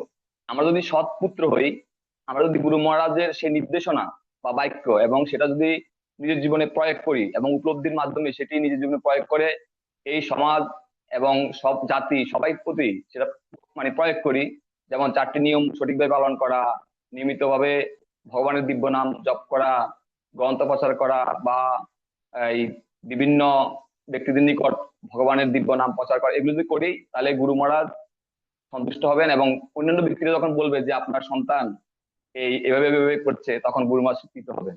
তো ভগবান মানে গুরুদেবকে সন্তুষ্টি করার বিষয় হচ্ছে গুরুদেবের যে বার্তা বা গুরু মহারাজ যে আদেশ নির্দেশ, সেগুলো কি করা, পালন করা। তো আমি বিশেষ করে আপনারা আশীর্বাদ করবেন আমি যেন গুরু মহারাজের এই আদেশ নির্দেশ গুলো নিজের জীবনে প্রয়োগ করতে পারি, এবং আমি যেন গুরু মহারাজের একজন সুপুত্র হিসেবে এই আস্তে আস্তে আমি যাতে কি করতে পারি, এই প্রক্রিয়া করতে পারি, সেই জন্য আপনাদের সবার চরণে বিনীত প্রার্থনা করছি। হরে কৃষ্ণ। ধন্যবাদ। হরে কৃষ্ণ। ধন্যবাদ ব্রজেন্দ্র গোপাল দাস প্রভুকে। প্রভু একজন ভালো প্রচারক। প্রভু নামট্ট ইস্কন কীর্তন মন্দিরের পরিচালক বিনোদনের মধ্যে অন্যতম। প্রভু একজন বরিষ্ঠ ভক্ত, সিনিয়র ভক্ত, আমাদের গুরু ভ্রাতা। তো এ পর্যায়ে আমাদের গুরু মহিমা কীর্তন করবেন শ্যাম গৌরাঙ্গ দাস প্রভু। প্রভু আমাদের সিনিয়র গুরু ভ্রাতা। প্রভু আমাদের আসলে অনেক সময় হয়ে গেছে, 9টা। আমরা চেষ্টা করবো সংক্ষিপ্ত 9টার ভিতরে ক্লাস সমাপ্ত করে দেওয়ার জন্য। আপনারা সংক্ষিপ্ত ভাবে চেষ্টা করবেন আর কি শ্রবণ করানোর জন্য। হরে কৃষ্ণ।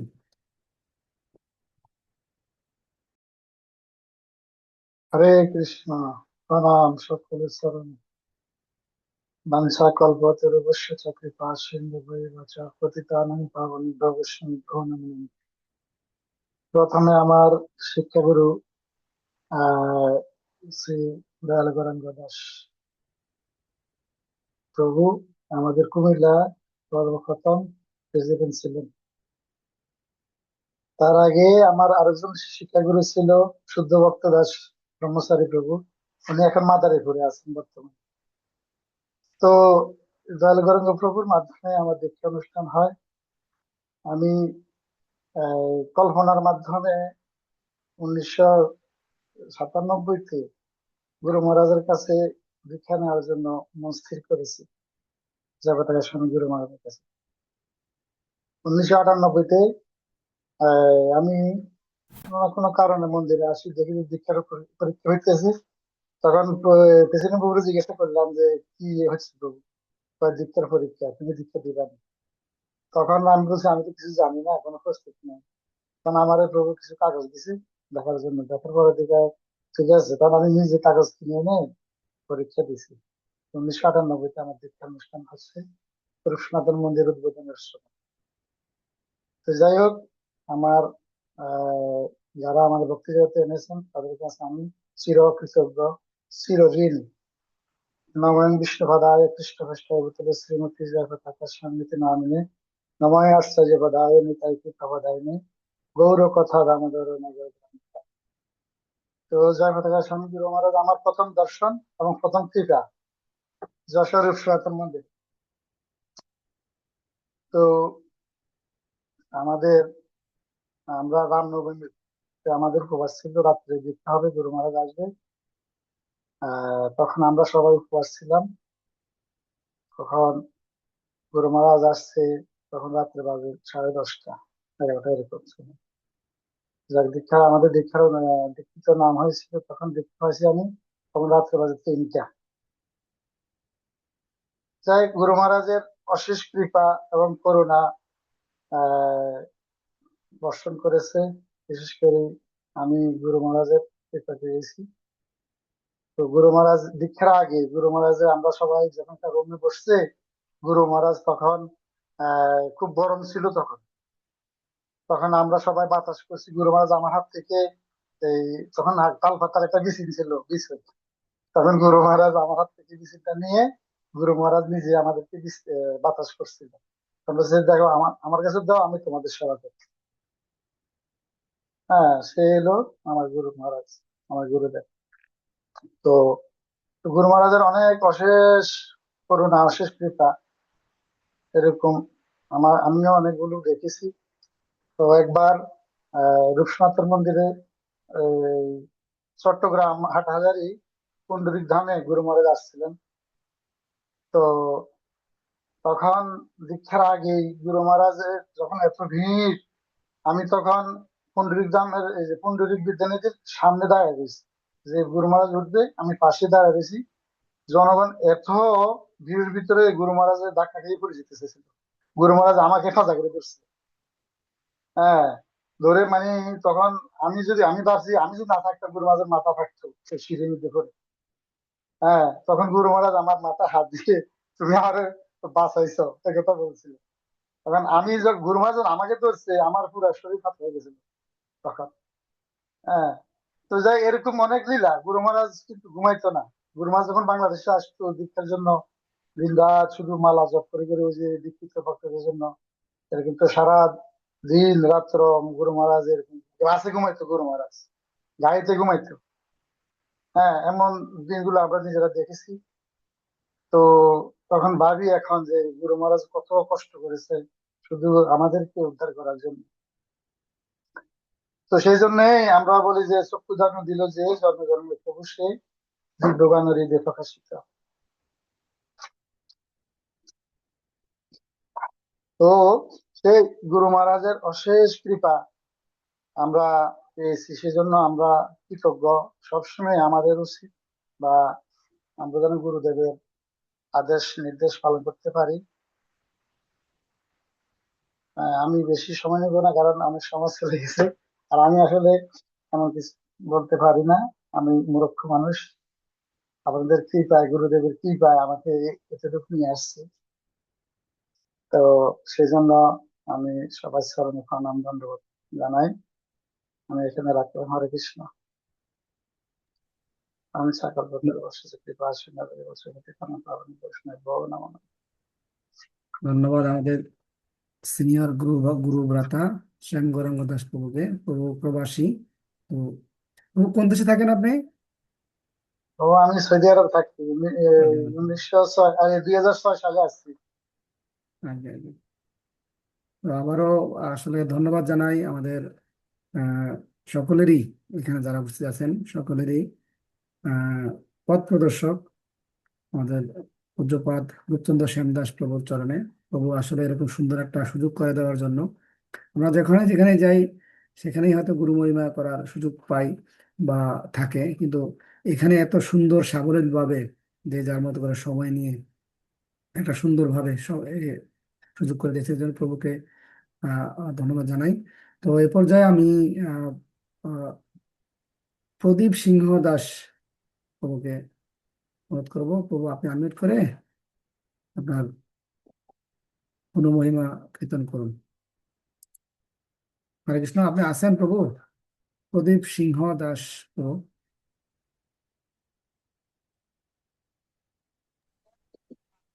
হরে কৃষ্ণ। বাঞ্ছা কল্পতরুভ্যশ্চ কৃপা সিন্ধুভ্যেব চ পতিতানাং পাবনেভ্যো বৈষ্ণবেভ্যো ওম জ্ঞানতিমিরন্ধস্য জ্ঞানাঞ্জনশলাকয়া চক্ষুষন্মিলিतं কৃষ্ণ শ্রী গুরুবে নমঃ।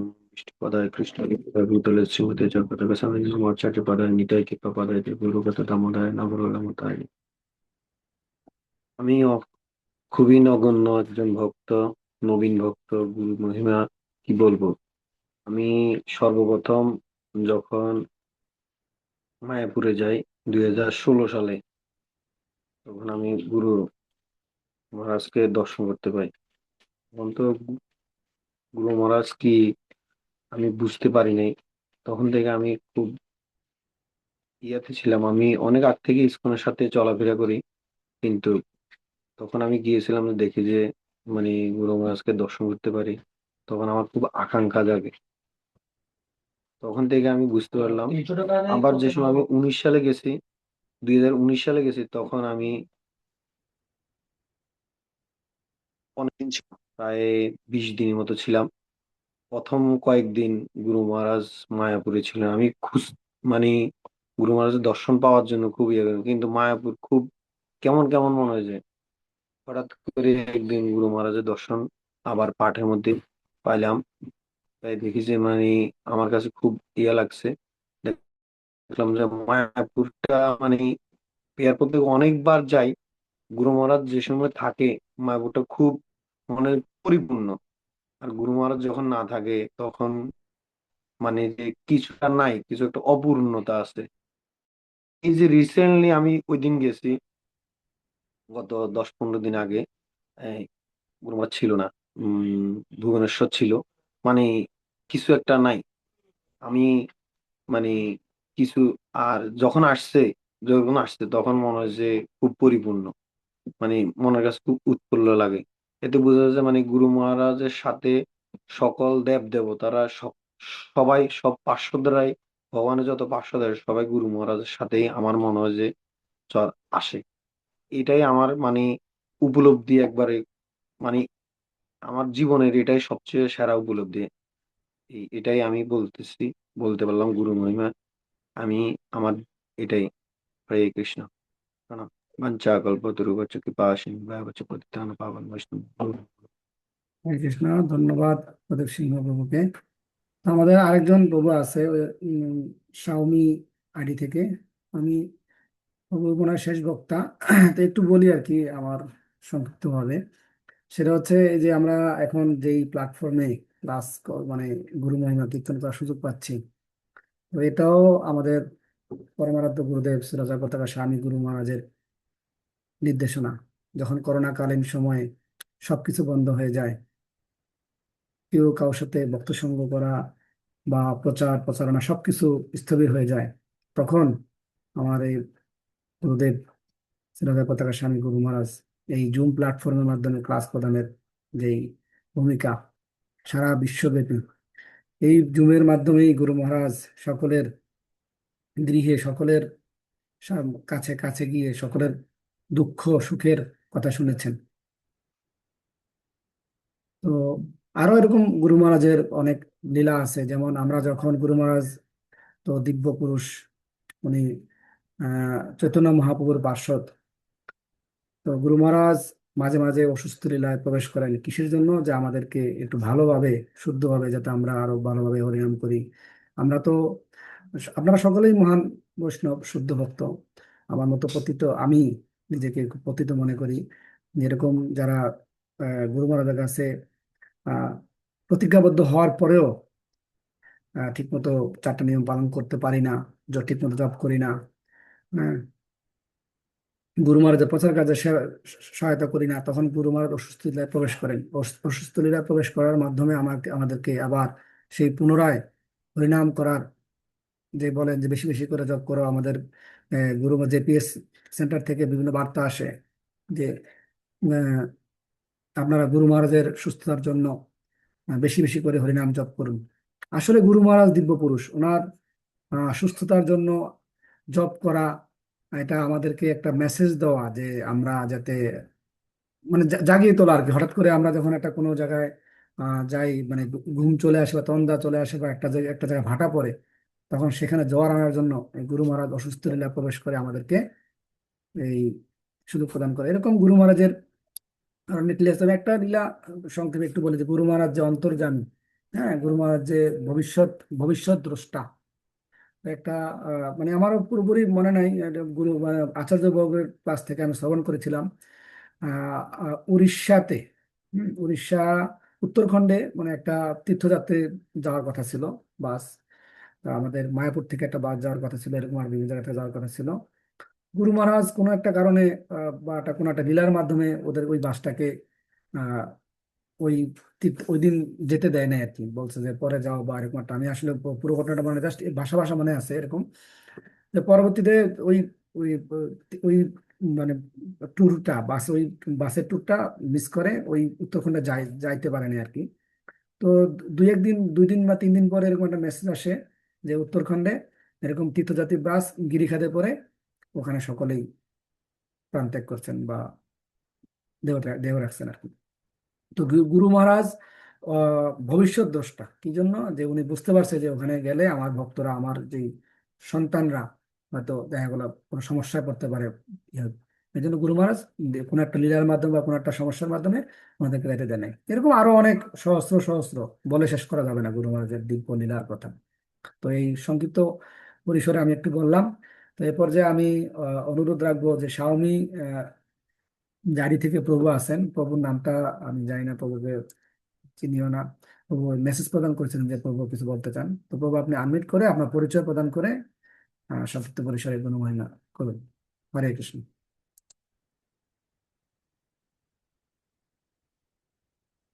হরে কৃষ্ণ প্রভু, আপনাকে আনমিউট রিকোয়েস্ট দেওয়া হয়েছে। Xiaomi 2409B RNCA।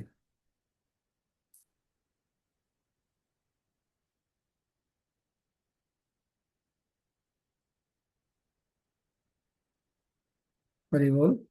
প্রভুর ওখানে মনে হয় কোনো সমস্যা নেই। হরি বল। ঠিক আছে, শোনা যাচ্ছে? আগে প্রভু। নমো বিষ্ণু পাদায় কৃষ্ণ কেষ্ট ভূতলে শ্রীমতে জয় পদ্মা স্বামী নীতি নামী আচার্য পাদায় নিতাই কৃপা পদায় গৌর কথা দামোদয় নগর গ্রাম তারিণী। আসলে প্রথম আসলাম তো অনুষ্ঠানে, তাই একটু ভাবছিলাম যে কথা বলি। রূপচন্দ্র শ্যামদাস ব্রহ্মচারী প্রভু তো সবসময় উদ্বুদ্ধ করেন, আসলে অনুষ্ঠানে আসা হয় না, এটা সময়ের একটু অভাব। তো আজকে আসলাম, তাই চিন্তা করলাম যে একটু কথা বলি। আহ, এখানে গুরু মহারাজকে যখন প্রথম দেখলাম আর কি, শেষ যখন দেখলাম সেটা হচ্ছে পুন্ডরিক ধামে। তখন আমি আগে গুরুর এত মানে গুরু মহিমা বা গুরু এত গুরুত্ব দিতাম না। আগে আমাদের যে গুরু ছিল ওনারা আসতো, আমরা চর্চা করতাম, চলে যেতে, পরে তো আবার গুরু পরিবর্তন করলাম। আমার কাছে ওই গুরু ভালো লাগে নাই। যখন আমি অনেক কষ্ট করে, আমাদের পুরো পরিবার গিয়েছিল পুন্ডরিক, শেষবার যখন আসলো 2000 কত সালে জানি, তখন অপেক্ষা করে আছি, মানে গুরু মহারাজ আসবে, একদম জায়গা তো পাচ্ছি না। একদম স্টেজের একটু কাছাকাছি, একদম ক্যামেরা নিয়ে দাঁড়িয়েছি, মোবাইল নিয়ে। হ্যাঁ, আমি এটা অনুভব করলাম যে আসলে যখনই ওনাকে এভাবে ধরে নিয়ে আসলো আর কি, প্রথম যখন আমার চোখে ঝলকটা পড়লো, আমার কাছে এত মানে উজ্জ্বল মনে হলো, আমার কাছে মনে হয়েছে যে উনি কোনো মানুষ হতে পারে না। আমি জীবনে অনেক মানুষ দেখেছি, আমি অনেক যেমন জায়গায় সফর করেছি, আমি এইভাবে অনেক সংগঠন পরিচালনা করি, তো একটা অন্য একটা সংগঠন ছিলাম আগে এখানে। আমি এরকম মানুষ দেখিনি। আমার ওনার আত্মবর্তিকা দেখে আমি শুধু ওনার দিকে তাকিয়েছিলাম, কিছু ভিডিও করলাম, কিছু ছবি তুললাম, তখন আমার গুরুদের প্রতি যে একটা প্রেম হয়েছে, যে আসলে গুরু মানে বা জয় পতাকা স্বামী গৌর মহারাজের যেই কথাগুলো শুনতাম, এটা আসলেই সত্যি যে উনি আসলে সাধারণ কোনো মানুষ নয়। ওই চোখে ওই আলোটা আমার যেন এখন লেগে আছে। এইটা আর কি, এটা বলার জন্যই আসলে এইটা প্রথমে আসার কারণেই আপনাকে অনুরোধ করছি। আসলে আমি তাড়াতাড়ি লিখতে গিয়ে আপনাকে ওইভাবে ধরা হয়নি, এর জন্য ক্ষমা চাচ্ছি। এই হচ্ছে আমার। এখন তো ওনাকে খুব মানে করি, আজকে সারাদিন গুরু মহারাজের এই অনুষ্ঠানে যে কলকাতাতে মানে মায়াপুরে ছিলাম, ওনার বক্তব্যটা প্রায় পুরোটা শুনেছি। তো আসা দেরি করতে, তো আমাকে সুযোগ দেওয়ার জন্য আপনাকে অসংখ্য ধন্যবাদ। আর আমাদের এই গ্রুপে যারা আছেন সবাইকে ধন্যবাদ, এবং হরে কৃষ্ণ। গ্রুপে যারা আছেন সবাইকে হরে কৃষ্ণ, আশীর্বাদ করবেন যেন আপনাদের সাথে থাকতে পারি। আসলে আমি আছি তো, রূপচন্দ্র শ্যামদাস ব্রহ্মচারী প্রভু হচ্ছে আমার শিক্ষাগুরু, আর হচ্ছেন উনি আমাকে অনেক যদি কিছু ভুল লিখি সাথে আমাকে নক, আমি আবার ডিলিট করি, কেন এখনো বুঝি না তো অনেক কিছু। ওনার কৃপা প্রার্থনায় আছি, আপনাদের যদি কৃপা, আমরা হয়তো কিছুদিন পরে যদি দিনটা পাই আর কি। এই হরে কৃষ্ণ, সবাইকে ধন্যবাদ। হরে কৃষ্ণ। ধন্যবাদ প্রভুকে। আমরা সকলেই প্রভুপাদের কাছে ঋণী। প্রভুপাদ এই যে আমাদেরকে যে ইসকন নামক যে প্ল্যাটফর্ম তৈরি করে দিয়েছেন, সেই প্রভুপাদের সুযোগ্য সন্তান আমাদের পরমারাধ্য গুরুদেব শ্রীল জয় পতাকা স্বামী গুরু মহারাজ, যার করুণা না পেলে বা যিনি কৃপা না করলে আমরা কোথায় যে মানে মানে বলে অন্ধকারের অতল গভীরে হারিয়ে যেতাম। তো আমরা সকলেই ঋণী। এই আসলে গুরুর ঋণ শোধ করার মতো সেই যোগ্যতা নাই আমাদের কারোরই। তো এই জন্যই রূপচন্দ্র প্রভু চেষ্টা করেছে যে পিতা পুত্রের যে সম্পর্ক, পিতার গুণমহিমা কীর্তন করার যে সুযোগ প্রদান করেছেন রূপচন্দ্র সেন দাস প্রভু। প্রভুকে ধন্যবাদ জানাই। আর আমরা প্রভু বলেছে যে আমরা যেন সকলের জন্য একটু প্রার্থনা করি, যে আমরা দীক্ষার সময় বা আমরা যে উদ্দেশ্যে এখানে এসেছি সেই সেই উদ্দেশ্য যেন সাধিত হয়। আমরা যে দীক্ষার সময় বা চরণাশ্রমের সময় যে শপথগুলা আহ, নিয়েছিলাম গুরু মহারাজের কাছে, এই শপথগুলা যেন আমরা অক্ষরে অক্ষরে পালন করতে পারি। সর্বোপরি গুরু মহারাজের যে প্রচার, সবাই যে আমাদের একদম বলছিলেন যে আমরা সকলেই হয়তো 4টা নিয়মের মধ্যে যেমন প্রসাদ পাওয়া বা অন্য সকল নিয়ম পালন, কিন্তু প্রচার কার্যে গুরু মহারাজের প্রচার কার্যে বিভিন্ন ব্যস্ততার কারণে সকলেই সময় দেবেন। আমি নিজেই পারি না, অধম। তো আপনারা আমাকে আশীর্বাদ করবেন যেন নিজেকে, যে আপনাদের গুরু মহারাজের প্রচার কার্যে যেন থাকতে পারি, আপনাদের চরণ থাকতে পারি, সেই আশীর্বাদ করবেন। তো আপনাদের সকলের চরণে প্রার্থনা যে অন্য কোনো কেউ যদি আর কিছু বলতে চান তাহলে একটু কৃপা করে, আমি ওই রেজিস্ট্রেশন উঠে দিচ্ছি, আপনারা আনমিউট করে বলতে পারেন। আর যদি কারো কোনো কথা না থাকে তাহলে আমাদের এখানে জ্যেষ্ঠ গুরু ভ্রাতা শ্যাম গৌরাঙ্গ দাস প্রভু 1998 সালে গুরু মহারাজের কৃপা পেয়েছেন। তো সেই আলোকে প্রভুর কাছে বলবো প্রভু যেন আমাদের ক্লাসের পরিসমাপ্তি টানেন। আর যদি অন্য কারো কিছু বলা থাকে আপনারা কৃপা করে বলতে পারেন আনমিউট করে। হরে কৃষ্ণ। হরে কৃষ্ণ প্রভু, আমাদের যদি আরো 2টা ক্লাস হয় একটু অ্যাডভাইস করে দিলে ভালো হতো আর কি, বা বলে দিলে ভালো হতো। আগে প্রভু। আচ্ছা প্রভু, আমাদের তাহলে আর আমি 2টা ক্লাস হয় না। লাইভটা অফ করে দিচ্ছি। আমাদের ফেসবুকে লাইভ চলতেছে, তো লাইভটা তাহলে ক্লোজ করে দিচ্ছি আর রেকর্ডিংটা অফ করে দিচ্ছি।